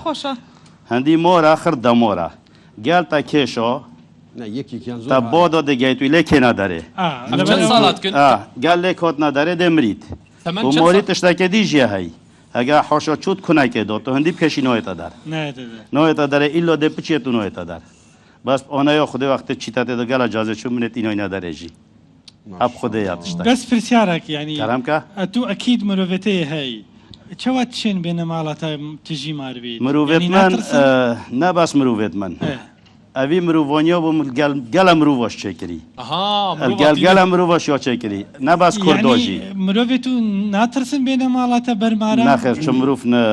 نۆترسن مرۆڤ تێنە ماڵۆ من خزمێت مژێک بیت و یەت غەریبژی بیت تێنە ماڵۆ من بەرخۆترۆ مۆرۆ گەلە تێنە ماڵۆ نەکو منە نۆسن هیچ کام لە مارەکان وای لێ هاتۆ تۆ بناسێتەوە ماڵی ببێ کەوی ببێ بالێ بالێ هەموو ئاوا کەڤنترین مۆر ئەف مۆرەیەت گەلمەدەوە ئەی ماڵی بووە ئەوەیە چەند ساڵ باتەمایی ئەوە تقریبا 12 ساڵە لەگەڵ من چەند ساڵە کە تەمەنی چەند دکە 20 ساڵە 100 سۆر نەبیت چکۆ زستۆنێ مۆری دەبیت سۆر نەبیت هۆڤینێش دەبیت گەلە گەرم نەبیتن ئەوە خۆرنجێک چاوە خۆرنەوەش دەبووم بۆ دیۆرکەم خواردنیان چۆنە لە ڕۆژ خواردنیان بوو برای خۆش دیۆرکەم خۆرنەوەی کۆچەوەیە ئەگەر چولی بیتن حوشە دێ مشکی خۆت باقی خوتن مۆرێدی کۆچە دەستکەویتن دێوە خوتن هەگەل مۆڵ بیت ئەس گوشتی دەمێ شیری دەمێ شەکرێژی دەمێ ئۆڤێژی دەمێ بەس خۆرنەوە بەردەوام نینەت هەیڤۆ دۆزە و ئەچۆ تشتێکی نۆ دەمە بۆ مۆرۆ هەیڤۆ دۆزە یا دۆزە خلۆز بیا چووی مچونە دۆیە حتا ئەڤڕووکە شنیکە من خۆرنۆ دۆی و خۆرنەخۆری و منێت ئینۆی نەیرە مارێ خۆدانێ گروپی میوزیک حەز ناکەن دەست لە مارەکە بێتن نا حەز ناکەن تو شەی نا کاتمان تەوا بوو چکە میوانی دیکەمان هەیە کۆنتڕۆل پێمان دەڵێ کە کاتمان تەوا بوو دەستەکانت خۆش باس کۆتەکان گو چونە دۆنۆیان گۆن ئەم دیر ئینۆی نەگو کۆتەکە چونە دۆنۆیە زۆر سپاست دەکەین ئەوی مۆری ئەس حەسنۆکەم کەس بگریتن ئەوە غێر مۆرە ئەف مۆرە یەکیۆیە ئەس حەسنۆکەم کەس بۆ مۆرە بگریت و یە غەریبەژی ئەتنۆفمەدۆ هیڤیدۆرم کەس نەکوژیتجی و کەس نەگریجی ئەوی مۆری ئەوی جوێ مۆری ئەوژی بێزرارە کاکە عەبدولستار وا بدەن ئەوە لە هەر کەسی بدا کەمتر لە یەک خولەک دەیکوژێت ئەو دەکەم خولەکی هەویرۆدا خودێوە سەر پەیامی عەزیزی کاتمان تەواو هاوڕێیان دەستەکانت خۆش بی کاک عەبدولستار ماندیمان کردی لەوێ ڕاهاتی بۆ هەولێر میوانی باشی بۆی ساغ بن ئینشاءڵڵا و گەلێک بخێر هاتی ساغ بن ئینشاءڵڵا دەستت خۆش بێ سعات خۆش بێ یاواژی مامنونم هەنگۆژی ئەسای هۆتی مەێرەژی ئەس vê Ramazana mübarek û pîrûz hemî Bisirmanê cîhanê û taybetiyet Iraqê û Kurdistanê ez pîrûz kem. Cenab-ı Fermû şiarekê ma bo berrika min inşallah şiareket bod bixwînin. Şiarekê ez bu te bixwînim? Ne wî şiarım bo benî berrika. Min hey şiar. Bom berrika. Were dibta teviyodê de meta teviyodê ew dikey. Tu boî firreka ew dê piştî. Ha dibta firreka mû. Tu gelek fêrat. Li derê mal legan yani nayên bo maltan ha. زۆر خەتەرە موضوع بقول فيك تۆ هەندە مرۆڤەیەت ئینە ئێرە توێ چیادا فەندە مرۆڤە گەلە بۆ خراپترن گەلێک سپاس بۆ زۆر زۆر سپاس زۆر زۆر سپاس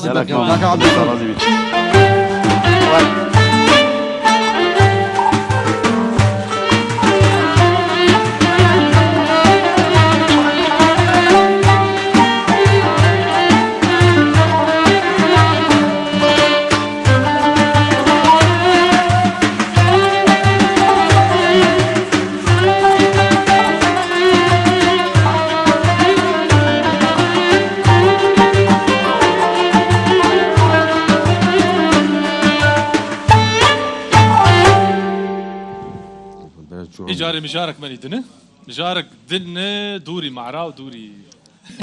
بس هەر پەیوەستی بەمارەوە هەیە چکە ئێمە سەفقان مژاری ئەو شەومان باسی گەشت و گوزار دەکەین سەیراناتکەین ئەوەی دەچیتە سەیرانیش ڕەنگە تووشی ئەوە ببی کە ماروشت ببینی بەڵام ئەمە بەدەر لەم بابەتە باسی گەشت و گوزار و خۆشی و شادی لە ڕۆژانی ڕەمەزان وا باوە ڕەمەزان مانجی عیبادەت و خێر و تاعەتە و خەڵکی ئێمە لە ڕەمەزاندا بەوەی ئەوەی کەوا بە ڕۆژووە هەندێک جار بێتاقەت دەبی جەوی ئەوەی نابیکەوە بچیتە سەفرە و سیاحەت و گەشت و گوزار لەبەرەوە تااقەتی ئەویان نابی ڕەنگە بەوەی کە بچنە گەشت و گوزار لە هەمان کاتیشدا ڕەمەزانی ئەو ساڵ کەوتۆتە مانجی 4 لەبەرەوە ڕەنگە خەڵکێک حەز بکە بچیتە گەشت یان ڕەنگە حەز بکە لەوێ بەربانگ ئیفتاری خۆی لە دەرێ بکاتەوە ئەمە پرسێکی گرنگە بەنسبەت خەڵک لە ڕووی ئاینیەوە لە ڕووی شەرعیەوە ئایا ئەمە ڕێگە پێدراوە یان نا ئەم باسا گەنگەشە دەکەین لەگەڵ بەڕێز دکتۆر ئەحمەد محمود سەیدۆک سەرۆکی بەشی پەروەردەی ئاینی لە کۆلێژی زانستی ئیسلامیەکانی زانکۆی سڵاحەدین میوانی پاشیڤە بەخێر بێ دکتۆر خير هاتي دكتور رمضان دكتور بخير هاتي قربان قصد في لك كاك بأمتو على قصة فيك إذا درسي باركة كاك بقرآن هل آوي دوش سپاس بۆ جەنابتان سپاس بۆ ڕوودا و سڵاو بۆ ئێوە سڵاو بۆ بینەرانی مامەسا تۆ بۆڵێ ئەترسی خۆت ناترسی بەرە بەخوا کەس نییە نەترسی لە مار کاکە هەموو دەترسن کاکە کاکە بەرەسان زۆر سپاس زۆر بەخێر بێ دکتۆر ئێمە پرسیارێکمان دانابوو لە سوسیال میدیای ڕوودا و گەشت و گوزار لە ڕۆژانی ڕەمەزاندا بۆ ڕۆژبەوان ڕێگە پێدراوە یان قەدەغەکراو لە ئیسلام تۆ چۆن وەڵامیان پرسیارە دەدەیەوە خەڵک چۆن جوابیداوە خەڵک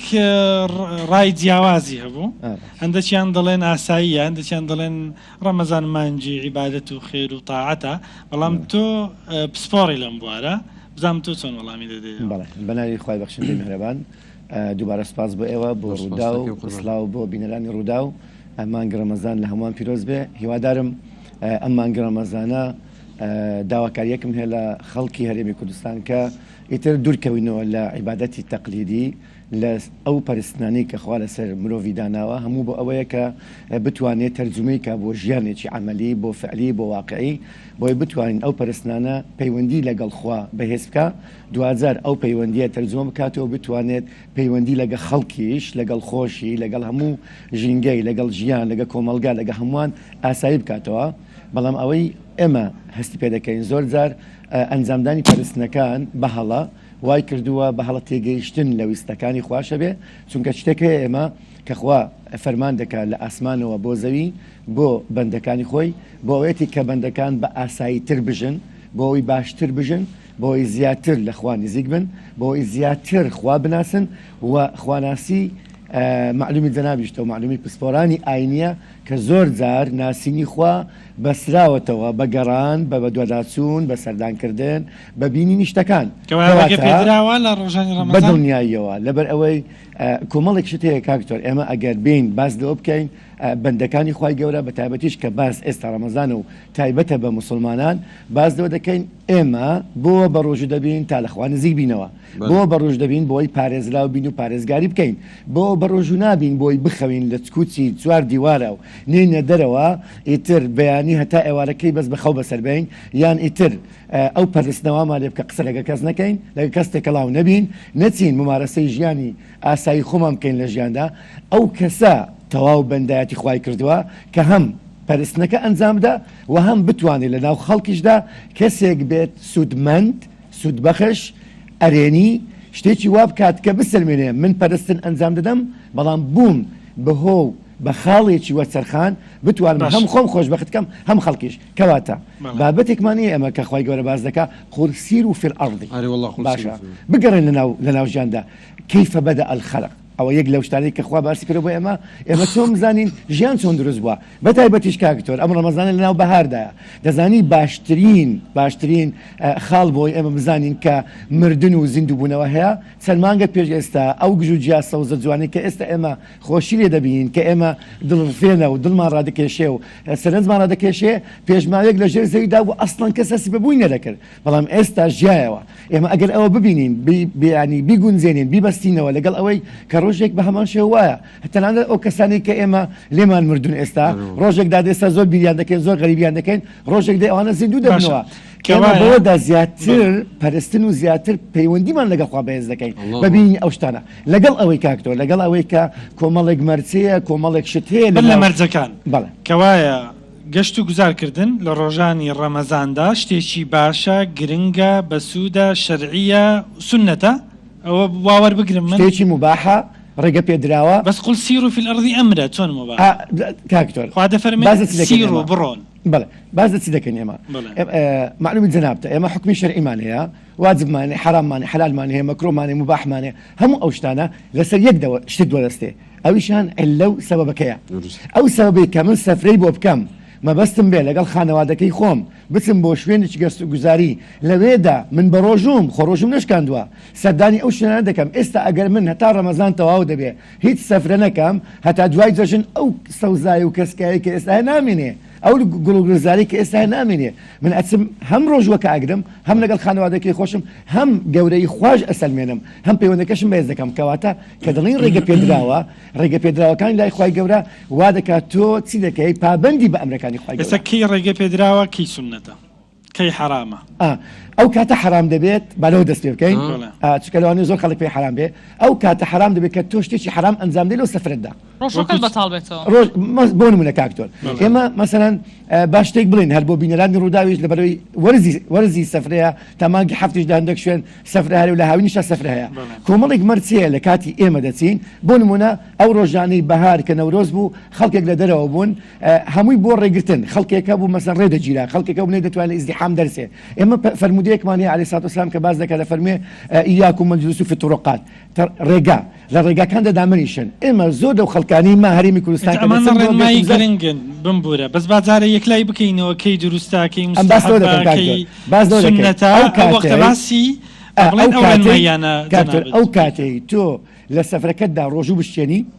و شتێکی حرام کە حرام کراوەکانە هەر شتێکی حرام کراوە بێ تهدیدکردن ئەمە حرامە ئەوە حرام دەبی بەڵام تۆ بچیت و هیچ شتێکی حرام ئەنجام نەدەی ئەمە دەزانین کە حکم لە ناو ئیسلامدا لە شریعەتی ئیسلامدا بە هۆکارەکان حکمەکان دەگۆڕێن شتەیە حرامە بەڵام لە ڕێگادا لە شتێک دەبێتە سەبەب حەڵاڵی دەکا هەمانە مەسەن بۆ نمونە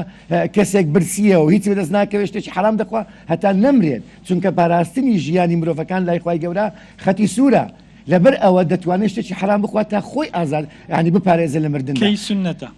سنت ئەو وڵای ئەگە پێت بڵێم هەموو کاتێک سنەتە لەبەرەوەی ئێمە گوتمان بە گەڕان و بە گەڕان بەناو کەوندا و بەناو ئەو ژیانی ئێستادا بەناو سەوزاییدا نزیکمان دەکاتەوە هەموو کاتێک ئەو شتانە سنەتە ئینسان بیکاتن باشە بەتایبەت لە ڕەمەزاندا دەگوترێت خێرەکان چەند قات دەبن بەڵێ دەتوانین بڵین گەشت و گوزار لە ڕۆژانی ڕەمەزاندا ئەگەر خێری زیاتر ئەگەر خۆت پاراز لە حرامەکان بە دڵنیای خێر دەبێت کاک دکتۆر من پرسیارێکم هەیە ئێستا مەسەلەن چەند دانە بەرادەر یا عائیلەیەک دەڕۆنەوە دەرون لە مانگی ڕەمەزان بۆ گەشتیار ئەبینی یەکێک لەوانە ڕۆژووە ئەوی دیکان ڕۆژوونینە ئەوان نانی دەخۆن ئیژن کاکە ببەخشە و بەخوا قەسم داوای لێبوردوو نەکەیم ئەوان لەوەی شەرم دەکەن ئەو لەوان خۆی بزر دەکە ئەوە کاک پێم ئەو بابەتەی ڕۆژوشکاندن یا ڕۆژوو نەشکاندن ئێمە دەزانی ڕۆژوشکاندن بۆ دوو کەس ڕێگەی پێدراوە ئەو کەسەی کە سەفەر دەکات بەڵام سەفەرەکەی سەفەرێکی معقول بێت و سەفەرێک بێ لە گوناحدانە بێ و سەفەرێک بێت کە ضرور بێ ئەو سەفەرە بکە باشە ئەوە دەتوانێت بیشکێنە و دواتر بێتەوە لەگەڵ ئەو کەسانی کە نەخۆشن بەڵام کەسێک سەفرە ڕێک خات یان سەفەر ڕێک خات لەبەر ئەوەی خۆی شمولی ئەو حەدیسە بکاکە یان ئاەتە بکە کە ڕێی پێدا و ڕۆژ بشکێنێ ئەو بە دنیاییەوە دەچێتە ئەو بابەتەی ئەو جۆرە سەفرە و سەفرانە ڕێگە پێ نەدراون لەبەرەوەی دەیکاتە سەبەبێک بۆی ڕۆژەکە بشکێنێ یعنی نابێ هیچ کەسێک بە بۆنەی ئەوەی کەوا گەشت دەکا ڕۆژۆکی ناکرێ بشکێنێت چونکە سەفرە شتێکە و سەفەر شتێکە ئێمە ئەو جیاوازیمان هەیە سەفەریش جیاوازە سەفەری توبیمان هەیە کە نەخۆشیە سەفەری خوێندنمان هەیە سەفەری ئەتیادیشمان هەیە ئەوانە هەمووی حکمەکان دەگۆڕێ بۆچێ هەیە بشکێنێ بۆچی هێنیش هەیە مەسەلەن لە مەزهەب و لە مەزهەبی ئێمەکە مەسەلەن چەند کیلومتر ینی لە شاری خۆت لە وڵاتی خۆت دوور بێ مەسەر ڕۆبێ ڕۆژگەکە ئەگەر بشکینی وتمان چیوتمان سەفەر ئەگەر سەفەرەکە عیلەتەکە و سەبەبەکەی معقول بوو ئەو کەسە بۆی هەیە بیشکێنە و دوازار بیگرێتەوە کیلومتری هەیە ینی سەفەر دیاری کراوە ینی سەفەر دیاری کراوە هەر ناوی سەفەر بووتاوە ئیتر ئەتوانێت ئەوە بە ڕۆژوەکە نەبێتن مەسەلەن ئەگەر لە ئێرا بڕی بۆ سلێمانی لەسەر سەفەر بەڵێ ئەکید دەتوانێت بشکێنی دواتر بیگریەوە بەڵێ باشە سەفەر و گەشتکردن لە ئیسلامدا زانیمان کە شتێکی گرنگە و خوا لە قورآنی پیرۆز باسی کردووە وا باوە لە کوردستان لە ناو موسڵمانان کە ڕەمەزان مانجی خێر و عیبادەت و تاعاتە نەک مانجی سەفرە و سیاحە و بینەوە بەردا ئەم تێگەیشتنە چۆنە بەلای تۆ زانی چۆن کاکتۆر ئێمە قسێکم کرد لە بیدایەتی بەرنامەکە لە پەرستشە تەقلیدەکان دوورکەوینەوە من لەگەڵ خێزانەکەم مەبەستم ئەوەیە کاکتۆر ئێمە پێمان وابی پەرستن و پەرستشەکان تەنها چوارچێوەی دیوارەکانن خراپە لەگەڵ خانەوادەکەم دەرچم نوێژی مەغریب لەگە ماڵ و منداڵەکەم بە کۆمەڵ بکەم نوێژی تەراویحەکەم لەگە ماڵ و منداڵەکەم بە پێکەوە بکەین لە سەفرەش بین و 2000 هەم گەشت بکەین و هەم گۆشت ببرژێنی و هەم دوو قسەش بکەی و هەموو شتەکان بکەی خراپەکەی لەکوێدایە کاتێک من گوناحێک ئەنجام نەدەم کاتێک من دڵی ماڵ خانەوادەکەی خۆم خۆشکەم چونکە پێغەمبەر صلی الله علیه و دەفەرمێ خەیرکم لئەلی وانە خەیرکم لئەلی باشترینتان باشترینتانە بۆ خان و خێزانەکەی منیش باشترینتانم کەواتە ئێمە بتوانین ئەگە تا دوای ڕەمەزان سەفرە بە خێزانەکەم لەکوانێ لێم تووڕە بێ کە سەفرەیەکی پێیەکەم دڵی خۆشە پەیوەندی من و خێزانەکەم بەهێزە بێ من و منداڵەکانم بەهێزە بێ جاویستم ئەوە بپرسم واتە ئەوە خێری ئەو کەسانش دەگا کە ئەچون بۆ سەفرەکە چۆن ناگات ئەم لێستا لەگە خێزانم و کچەکەم و کوڕەکەم دەرچم دڵی ئەوان خۆشکەم بەختەوەر بن لەو سەفرەدا چۆن خێرم ناگات بەس بزانم وتت لە ڕەمەزاندا خێری زیاتری شەوەک لە کاتەکانی تر چونکە لە ڕەمەزان هەموو شتێک خێری زیاترەوە بەتاکید لەبەرەوە بەس گوتمان خۆمان پارێزین لە حرام کراوە ویستم پرسیاری ئەوە بکەم ڕێنمایی تو چییە ڕێنمایی شەرعی بۆ ئەو کەسانی کە دەست نەگەشت و زۆر گرینگە تەمان ئەکید برایانی هاتوچۆ ئەو قسەیان زۆر پێخۆش دەبێت ئێمە ئەگەر لە خانەوادەکانی کوردستان پرسیارکەین کۆمەڵێکمان تووشی ئەوە دەبین تا ئێستاکە شوێنی خێزانی لەگە شوێنی سەڵتەکان و سنگلەکان زیانە کراوەتەوە زۆر جار خێزانەکان تووشی ئەوە دەبن کە کۆمەڵە گەنجێکی سەرڕۆ دێن تەماشای عایلە و خێزانەکانی دەکەن بەڕاستی پێ ئیزعاج دەبی ئەوە لەگەڵ ئەوەی کە ڕێگا دەگرن زۆر جار برایانی هاتوچۆ بەس خەریکی ئەوەن ڕۆژانی سەفرە دەبێت ڕێگاکە بکەنەوە چکە خەڵکی لەناو ڕێگادا دەوەستن بۆیە پێغەمبەر عەلەیهی سەڵاتو وەسەلام ڕێنمایی ئێمە داوە کاتێک ئێمە لە ڕێگادا ڕۆین نابێت لە ڕێگادا بوەستین و ئەگەر وەستاین و زەرور بوو بوەستین ئەبێت چەند شتێک ئێمە مراعات بکەین یەک لەوانە غەض البەسەر ئەبێت چاومان پارێزین نابی سەیری خێزانی خەڵک بکەین و بە جۆرێک تەماشایان بکەین کە بەڕاستی ئیزعاج بێ ئەزانی کەسانێک کەنە تەماشای دەکات باوەڕکە خانەوادەکان بێزار دەبن ناستە ئەو شوێنە دوو ئەبێ کەف الئەذا یعنی دوورخستنەوەی ئازارەکان یەک لەو شتانە ئەوە دەستەی ژینگەر ئەکید پێی خۆشە لەگە شارەوانی چونکە خەڵکی دەچن زبر فرەدە لە سەیرانەکان و شوێنە گشتیەکان ئەوە مەرجە ئەگەر تۆ وەسارە شوێنێک ئەبێ ئەو شتانە بکەیت لەگەڵ ڕەد و سەلام سڵاو وەربگیتەوە زاروەیە کەسی داشت سڵاوی دەکەی وەرناگرێتەوە لەگەڵ الئەمر بالمعروف والنهی عن المنکر زۆر جار لە سەفرەیە لە شوێنێکی گشتیا دەبێتە شتێک دەبینی ناڕێکە دەبێت تۆ بچی چاچی کەیتەوە پێ بڵێ بابە تۆ بۆچی زبلەکە لێرە فرەدا ئەوە الئەمر بالمعروف والنهی عن المنکر ڕێگای نەدی ئەو خەڵکە ئێستاکەوە بەیانی با خەڵکی سەفرە دوو بەیانی بڕۆ بێزن نای دانیشی لە بەرەوەی هەمووی پیس کراوە ئەو ڕێنمایانی کە پێغەمبەری دوخوا لەسەر داینەوە گشتی بۆ ئەوەیە کە بە تەواوی بتوانین ئێمە ئەمڕۆی دانیشتن بەیانی جەنابەت بێدانیشی هیچ شتێک نەبێ زۆر بە ئاسایی شوێنەکە بە خاوەنی مابێتەوە و هیچ کاتێک نەبینە سەرچاوی بێزارکردن و تێکدانی بەختەوەری خەڵک ئەو ڕێنمایە ساعت خۆش بێ زۆر سپاس و ڕەمەزان سپاس بۆ جنابێت بەڕاستی سوودمەند بوویم لە قسە جوانەکانی جنابێت سپاس بە ئێوە شیوادارم بەڕاستی ئەوەی کە وتم لە سەرەتا دووبارەی دەکەمەوە پەرستن بۆ ڕێکخستنی پەیوەندی خۆت و خواتە لەبیرمان نەچێ لە ڕەمەزاندا قورئان دابەزیوە قورئان ئەوەندەی ئاەتەکانی باز لە هەڵس و کەوت و لە گفتاری جوان و ڕەفتاری جوان دەکا ئەوەندە باس لە عیبادەت ناکە زیاتر ڕێکخستنی پەیوەندی خەڵکە لەگەڵ خۆی پەیوەندی خەڵکە لەگە خەڵک بتوانین ئێمە بەڕاستی ژیان بکەین شتێکی لە ناو ڕەمەزاندا خەڵکێکی ئێمە بەڕاستی زۆربەی وا دەزانین بۆم بە ڕۆژوە تووڕەیە لەگەڵ ئەوەش دەکە پێغەمبەر ئەمر دەکا تەبەسوم و کەفی وەجهی ئەخیکە سەدەقە من پارەم نی بەخشم بەڵام با پێکەنیم بەخشم بازار دەخەنە بەخشم بۆیە زۆر شت هەیە ئەمە بە هەڵەتی گەیشتین ئەمەش بابەتێکی گرنگە بەڵکە لە یەکێک لە مژارەکانی بۆیەش بەزەر دەخەنەوە خوا حەفیظ زۆر سپاس لە جنابێت دەکەین زۆر خۆشحاڵ بووم قوربان گیان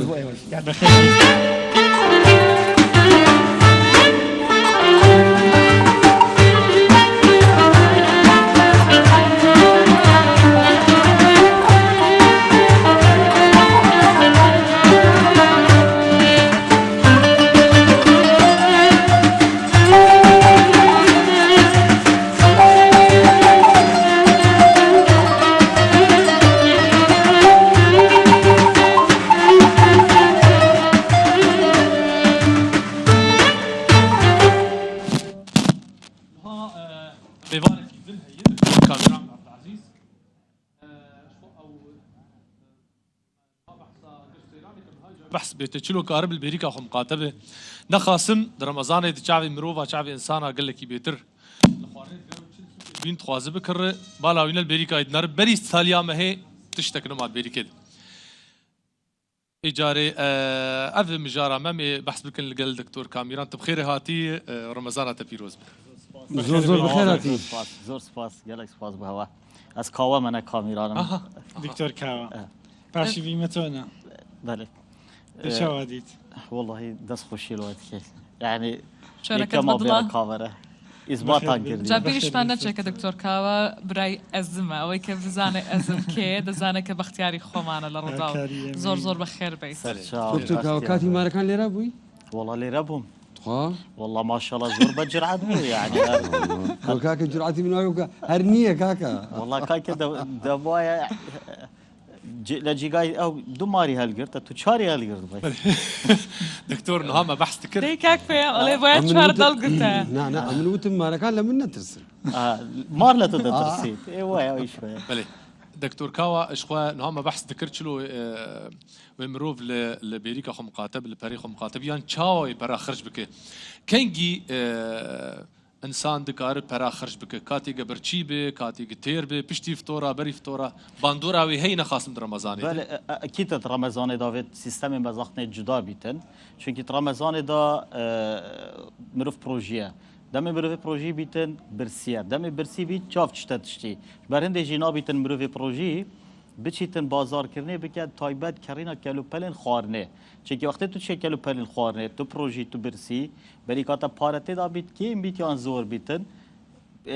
میش که تا هر تشتی که دلت خازیتن تهان دتن توی تشتی بکری یعنی چی شرینای زور جور هنه دو جور سه جور دیکری شربتا میویش هست دلت تشتی دیکری پرتقال هي اوجي خوشه تو ديويجي كاري ميوه دي كاري شتي دي كاري جوج دي كاري سوزاد دي كاري شيريني مخازي هر تشتك دي كاري وقتی تو برسي بيزور دي شي دم بانك كان دني انجا دكتور سري لقمه قازي رك بقر سري بنزينه كي ليك استا شلون خلق بوي اوسطن بتايبد لسليماني مشكله اويا زور دكري بس كاتي خواردن يعني رنجة توزك بخوي أو يترهموي بفيرود شيتن يعني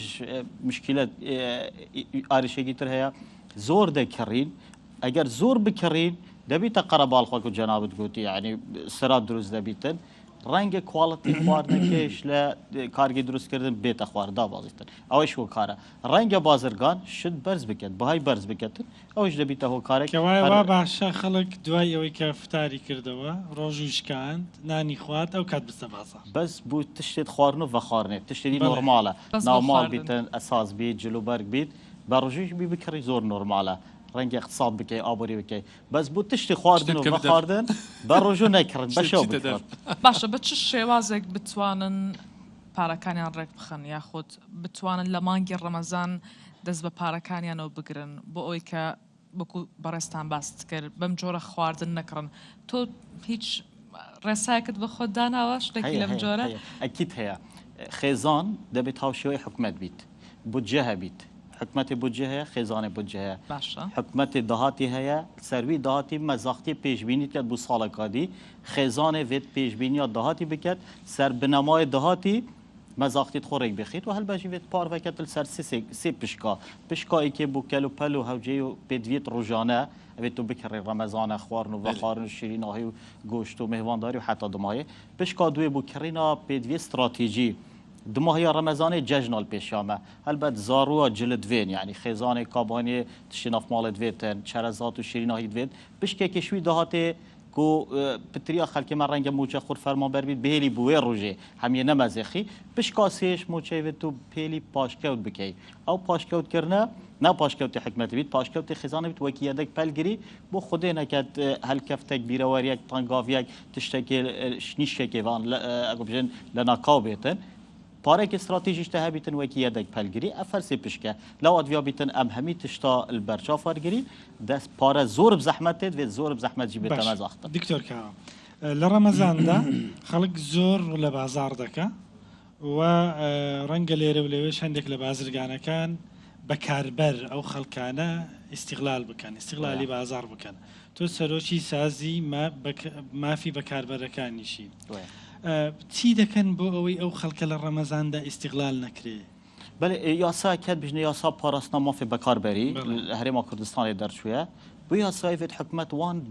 به وجدان کیم نافبرادو که وانا بازرگان کیم او استقلال خلقیت کردن البته ماها رمضانه ماها خیر و برکت نه ماها مفاوض تجارته بازرگان هيا قازان جیوی ماها رمضان گل هر دو ججنا برانبری هش ده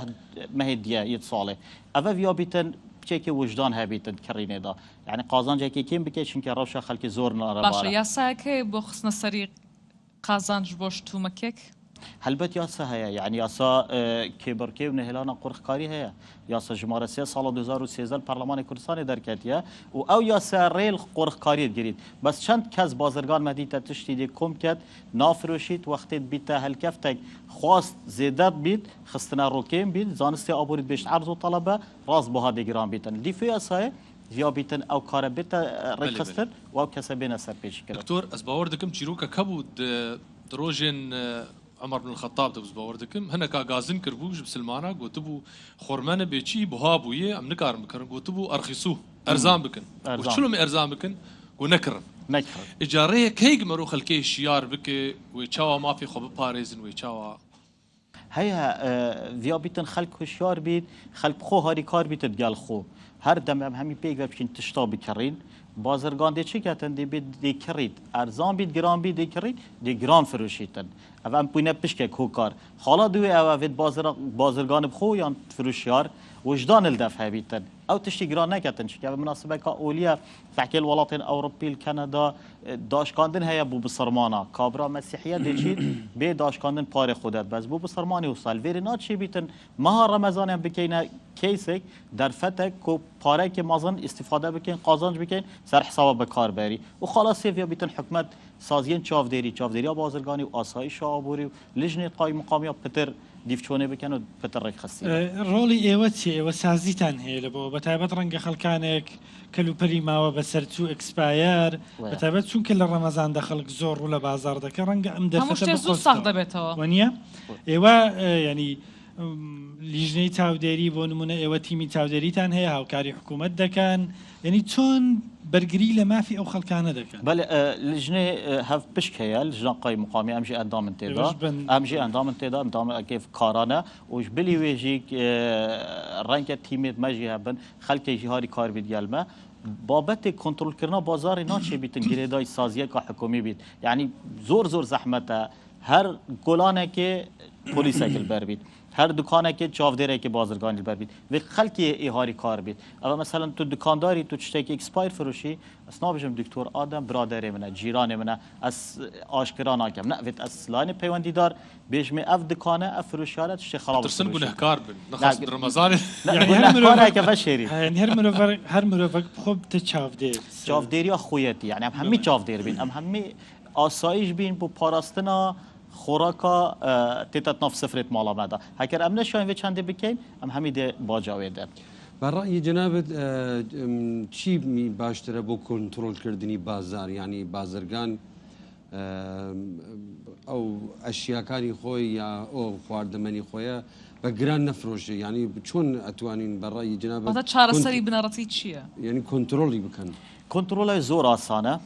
حکومت بابا اولی همی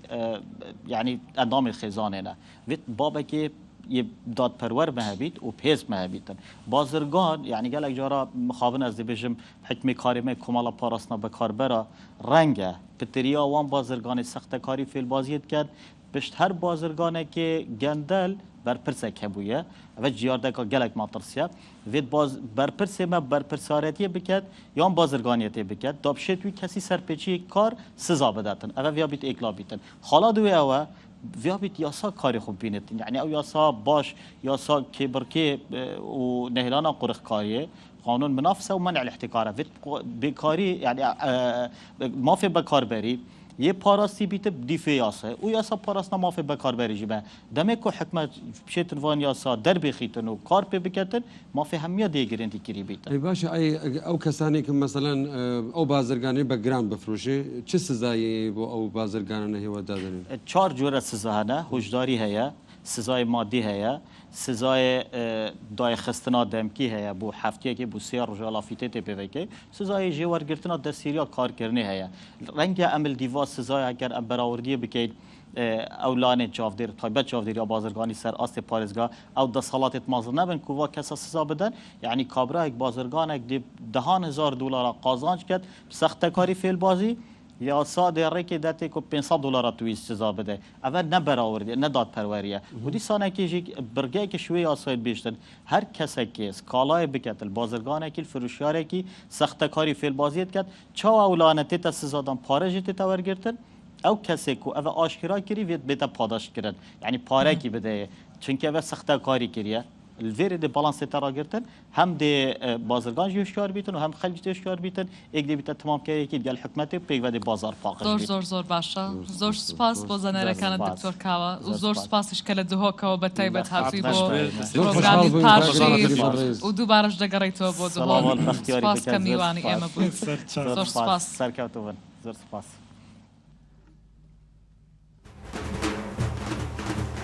ئەگەر مناجات یان مەداخی دەڵێن قەسیدەین خۆی ئۆلی ڕووداوی ڕەبشین لە بەرنامەی پاشیوی ڕوودا و هەرشەو یەک کەس هەڵدەبژێرین لە داویا ڕەمەزانێژی یەک کەسی خەلات ویدۆکانی خۆتان بە ژمارە تەلیفۆنی 2964 750 530 307 یانژی بە ئیمێلا pashiv@rudaw.net را ژمارەڕێ چاوەڕوانتانین لێبیاون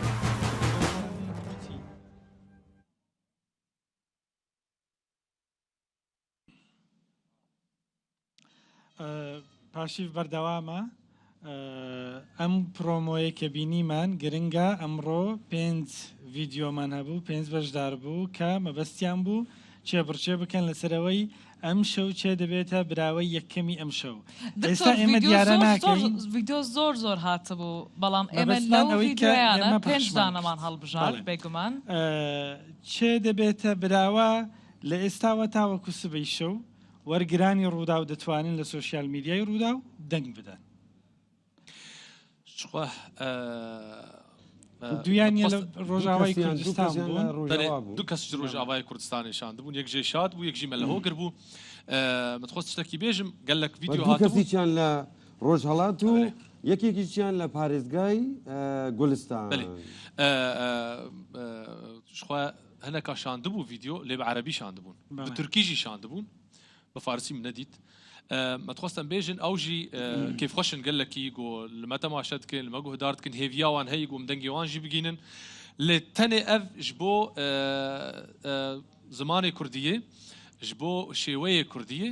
ئیجا ئەم لێبۆرینێژی دخوازی جوان هێویدارن کەسەکن هەنە کەسن هەن ترکن لێ کوردیژی شاندنە ئەموانژی سپاس دکن و ئەو جێوانژی هەیە چ تشتێک بە کوردی بگێمە ئەمێژی ڕاگەهین بەردەستێەوە تا هەم دەنگ سەر بدەن باشە لە ڕۆژاوای کوردستان ڤیددیۆ زۆر هاتبوو ئەرێ باش ڤیددیۆ هاتبوون لێ ئەمە دۆ هەڵبژارتن سەفخان بابی حەواس بابی حەواس ماشەڵە ینی دەنگبێژێکی ئۆلی هەم ئەو چەند ڕۆژە جنابەت زۆر لە بابی حەواس بۆی باست کرد ئەرێ وەڵڵا واتە دەروی پرۆگرامیش باسی کردوەوە پێر حاضر کرد شتێکی تایبەت باسەکە باشە سەفخان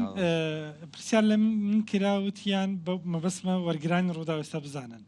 هەر کەسێک کە ڤیددیۆک تۆمار دەکات دەتوانانی بەس یەک سروتی ئاینی بڵێ یان دەتوانین چەند سروتی لە چەند خولەکیش لە چەند خولەکیش یعنی دکار چەند حەوابێژ لە یەک بباشە لە یەک بباشتر و دەماوێژی نەگەلەکی بباش ینی چەند حیا دقاکێژی باش حیا دقاکی باش شخوا ئەم مەلگەل بابی حەواس چەند دقە وەکت بێژم چەند دقە مەلگەلویژی ئامادەکردنێ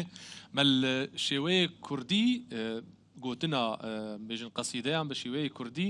ژووی کالەمێری هاانی سلاوی مەگەلکیش بۆ بابی حەواس احترام بۆ بابی حەواس ئەرێ وەڵڵا هێویدارن و خۆدێ ڕۆژیاویژی قبول بکە و سلاوی مەژێر هێویدارن گوم تەندروستیک باشە ئەم لێ تەماشە بکەن شتێمە ئامادە کردی بۆ بابی حەواسرە نها بابی حەواس میوانێمەیە بابی حەواس جوود دۆستی مەیە و خۆش دەستپێکێت قەسیدەت گوتن وەختاک زارک ئەنا ئەوەی چیرۆکە خۆشمەر بێژ بێ چیت گوت یعنی وەختاک قەسیدەت گوتن و مسران گوتن وێ شاغی یعنیش ئەولا دەستپێکێت ئەزارو بووم نەمە یعنی ئەول کێف و دلێ مەذهب و حتانی حاجة كرين يعني حياني تديد بمروح يعني تشكي حزنك راسته مروح نابع بابي حواس تشجي تشتي ملاي جزيري دانوا او ملاي جزيري واحمد خاني فقيت ايران تشتي له او قصيده كيفن دانوا او جي ملاي جزيري تقدر تشكي ملاي جزيري جمر بيجي كارم بيجي بس هاي بلكي تشلبين صار هل بس دقوت ما عمري تشقوس يا عمري دريج حشتي وبين صار حشتي وبين صار عمري دريج ان شاء الله ينات جوان ان شاء الله تصدي درباسك ان شاء الله أول قيار دام يقدر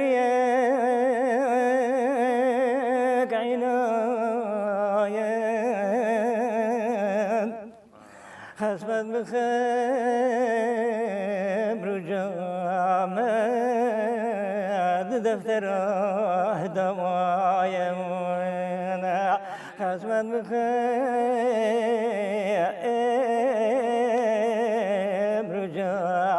وجامد دفتره دوايم حسن وجمال وجانا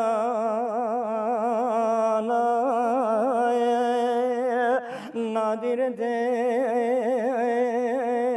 تفايا هر شنبت بداية أصلا نهاية كسب درير أدبك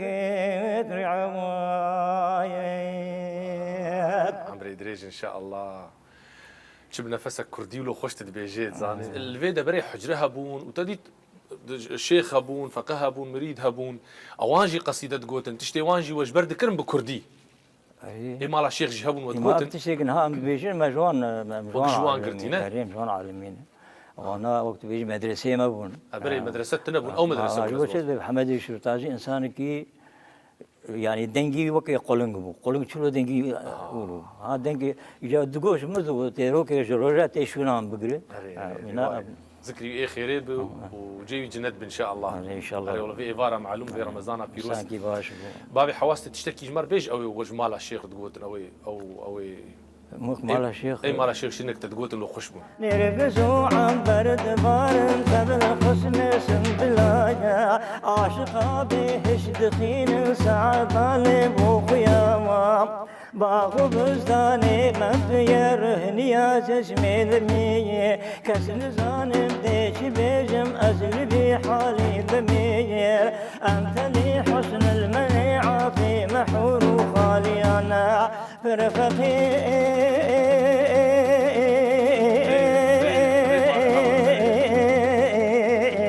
يروه بدارم أمجد شاي كريم أمجد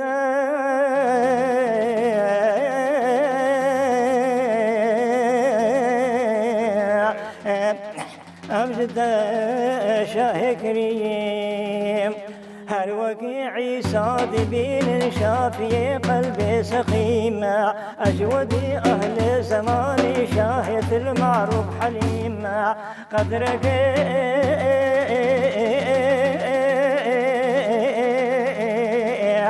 بحر الخزنة برداسير قلبي سقيم أمارة الشيخ أحمد الخزنة عمري دريج ودنقة الدنيا يا رب ساعات خوش به ورمضان التبيروز دكين لحمة ما شبانا زور جوان بوو کاکە سەقانی بەڕێز بەڕاستی ئەو چەند ڕۆژە بۆ من باست کرد ینی بەڕاستی بابی حواس بەس زۆرتر ینی زیاتر لە باسکە لە بابی هەواس بمان شخو بابي حواس درتوية حجريان أوجي قو ملاك الجندي ما هبو لكوية لا لحسكي الباجاري حسكي يعني ملايا درتوي نا أو درتوية وان أو نبخونا ملاي لبا ملا حر جندك البا مال رجاباي كردستاني ملاكي بهي يعني ميجي زور دك قوتي قو ملا أبقى قصيدة قوتن قو مجي حز ذكر ملاي جزيري قوت قو مجي ولو جبر كرجوي تشاغاين بيلو تفقاهن اجا جورن قال لك جورين وهنا افج يك جوانه بابي حواز دنگكي خوش سر نتني قصيده دبيجي سر بهاتي وشر وچيروكن كرداد بيجي هجر موسى خاين بيجي يان سران شراد بيجي قال لك خوش دبيجي سر بهاتي كرداد تفديد بيجن اف كسي يقول بينا راجي بيجم افانا زماني ما باراستي كولتورا مجي باراستي بابي حواس حياني نها دكومك في الكلوريد كاردك لروجا باي حشتي وتشتكي حشتي وچند سال ما شاء الله هنا دنگي سر خوي زور دنگي صاف وزور يعني مجوتشي تاريخي شفوي مجوتشي باشي هي لاي ابدا قال لك جيروكا بدار ودكي وبر باش تبيجي كسي يقول حواسي في داركم لو مقاتل يعني حزكم كاكا صفقا بروي او شعر او تكستكان لي ور بقري او انا واقعا زور جرينجا بوي ما بلش خوا ام اسباور دكم ويداك في سوشيال ميديا ار وداوي جفيد ريشتر انها كرت شغله 5 دقائق كم زيدالي او ربع ساعات يعني او اهنغانا او ميلوديان لي ور بقرا شون او انا زور يعني بلي مالقلبي كريو وداو لقلب بابي حواس ما 2 ساعات كرنا مالقلبي كريو وتومار كرنا ما لهنا جي حوجه دار براستي قام توثيق بكن بله فهم تو چیت ہے استا والله كوتاي اما يستا امشو بدو آهنگ إن شاء الله لخدمتي هوا ولخدمتي بنراني بالرزم بناوي الله ربي الله ربي يار ميقوياد الله دلدار ميقوياد الله دوش دو آهنگ إن شاء الله پارشوی امشو من بو زور سپاس که حتی اسبینری اما بون با پیکوا گوبیز لبرهمکانی پیامی عزیزی بگید كرم بكاكا پیامی بالرزم خدمتهم يا الله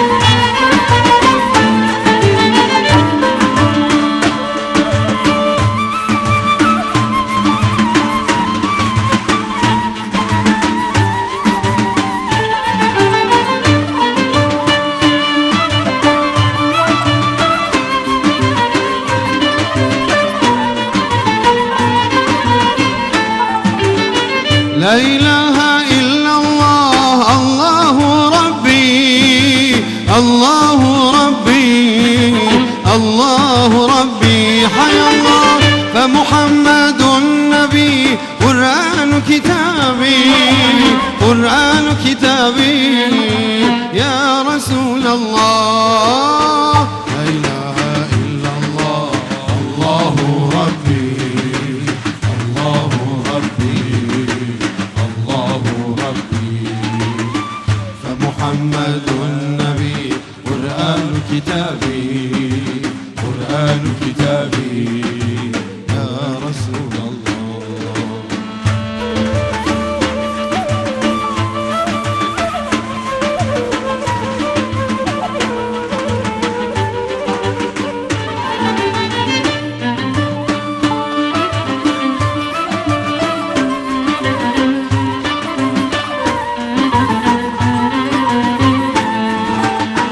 داسك بوره ودرمانا يا رسول الله بن يجوى قلبي بما نوى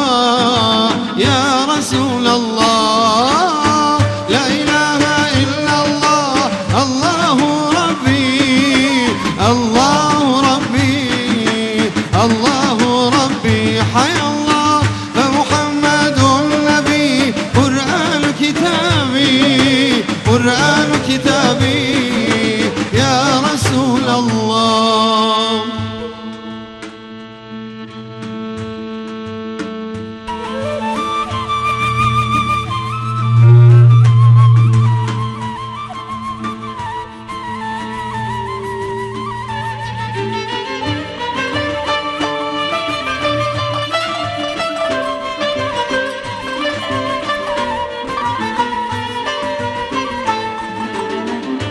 نادي نبيا منزلك رسول منزلك رسول يا رسول الله بفداي أوخاك تكرد القبول تكرد القبول يا رسول الله لا إله إلا الله الله ربي الله ربي الله ربي فمحمد النبي قرآن كتابي قرآن كتابي يا رسول الله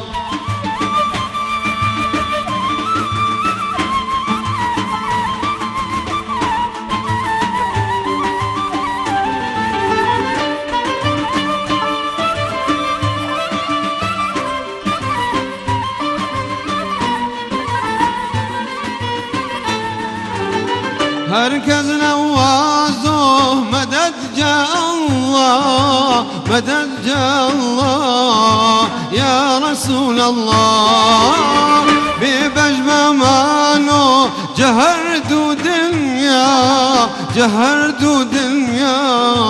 يا رسول الله لا إله إلا الله الله ربي الله ربي الله ربي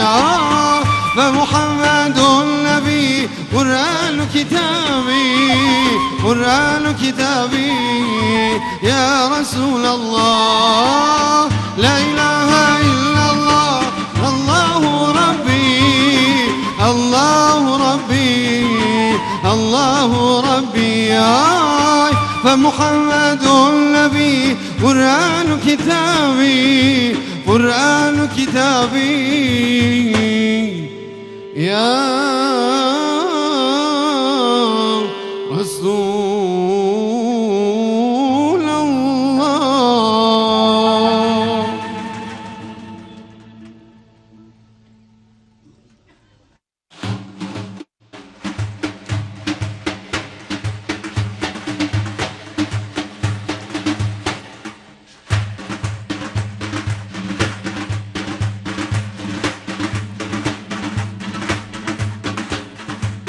Yar میگوید الله دلدار میگوید الله یار میگوید الله دلدار میگوید الله عاشق و دلدادیم دلدار یا رسول الله عاشق جانانیم ای جان یا رسول الله یار میگوید الله دلدار میگوید الله یار میگوید الله دلدار میگوید الله عاشق و دلدادیم دلدار یا رسول الله عاشق جانانیم ای جان یا رسول الله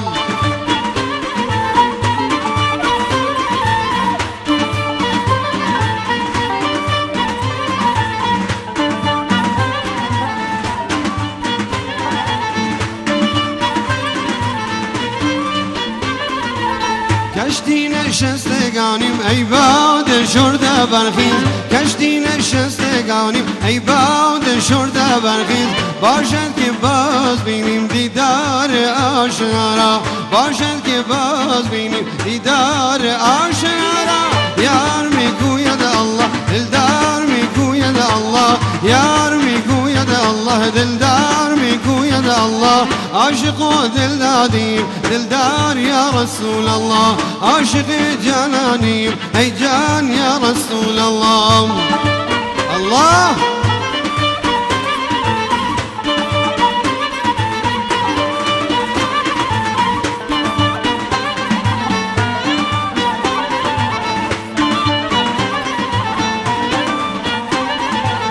ای صاحب کرامت شکرانه سلامت ای صاحب کرامت شکرانه سلامت روزی تفقدی کن درویش بینوارا روزی تفقدی کن درویش بینوارا یار میگوید الله دلدار میگوید الله یار میگوید الله دلدار میگوید الله عاشق و دلدادیم دلدار یا رسول الله عاشق جانانیم ای جان یا رسول الله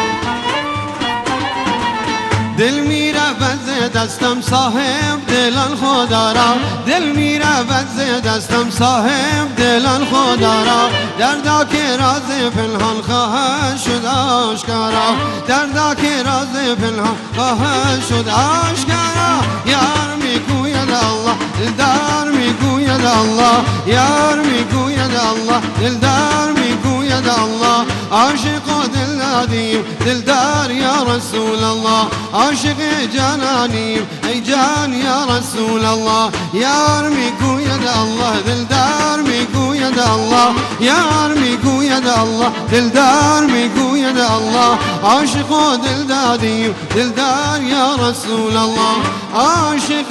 جانانیم ای جان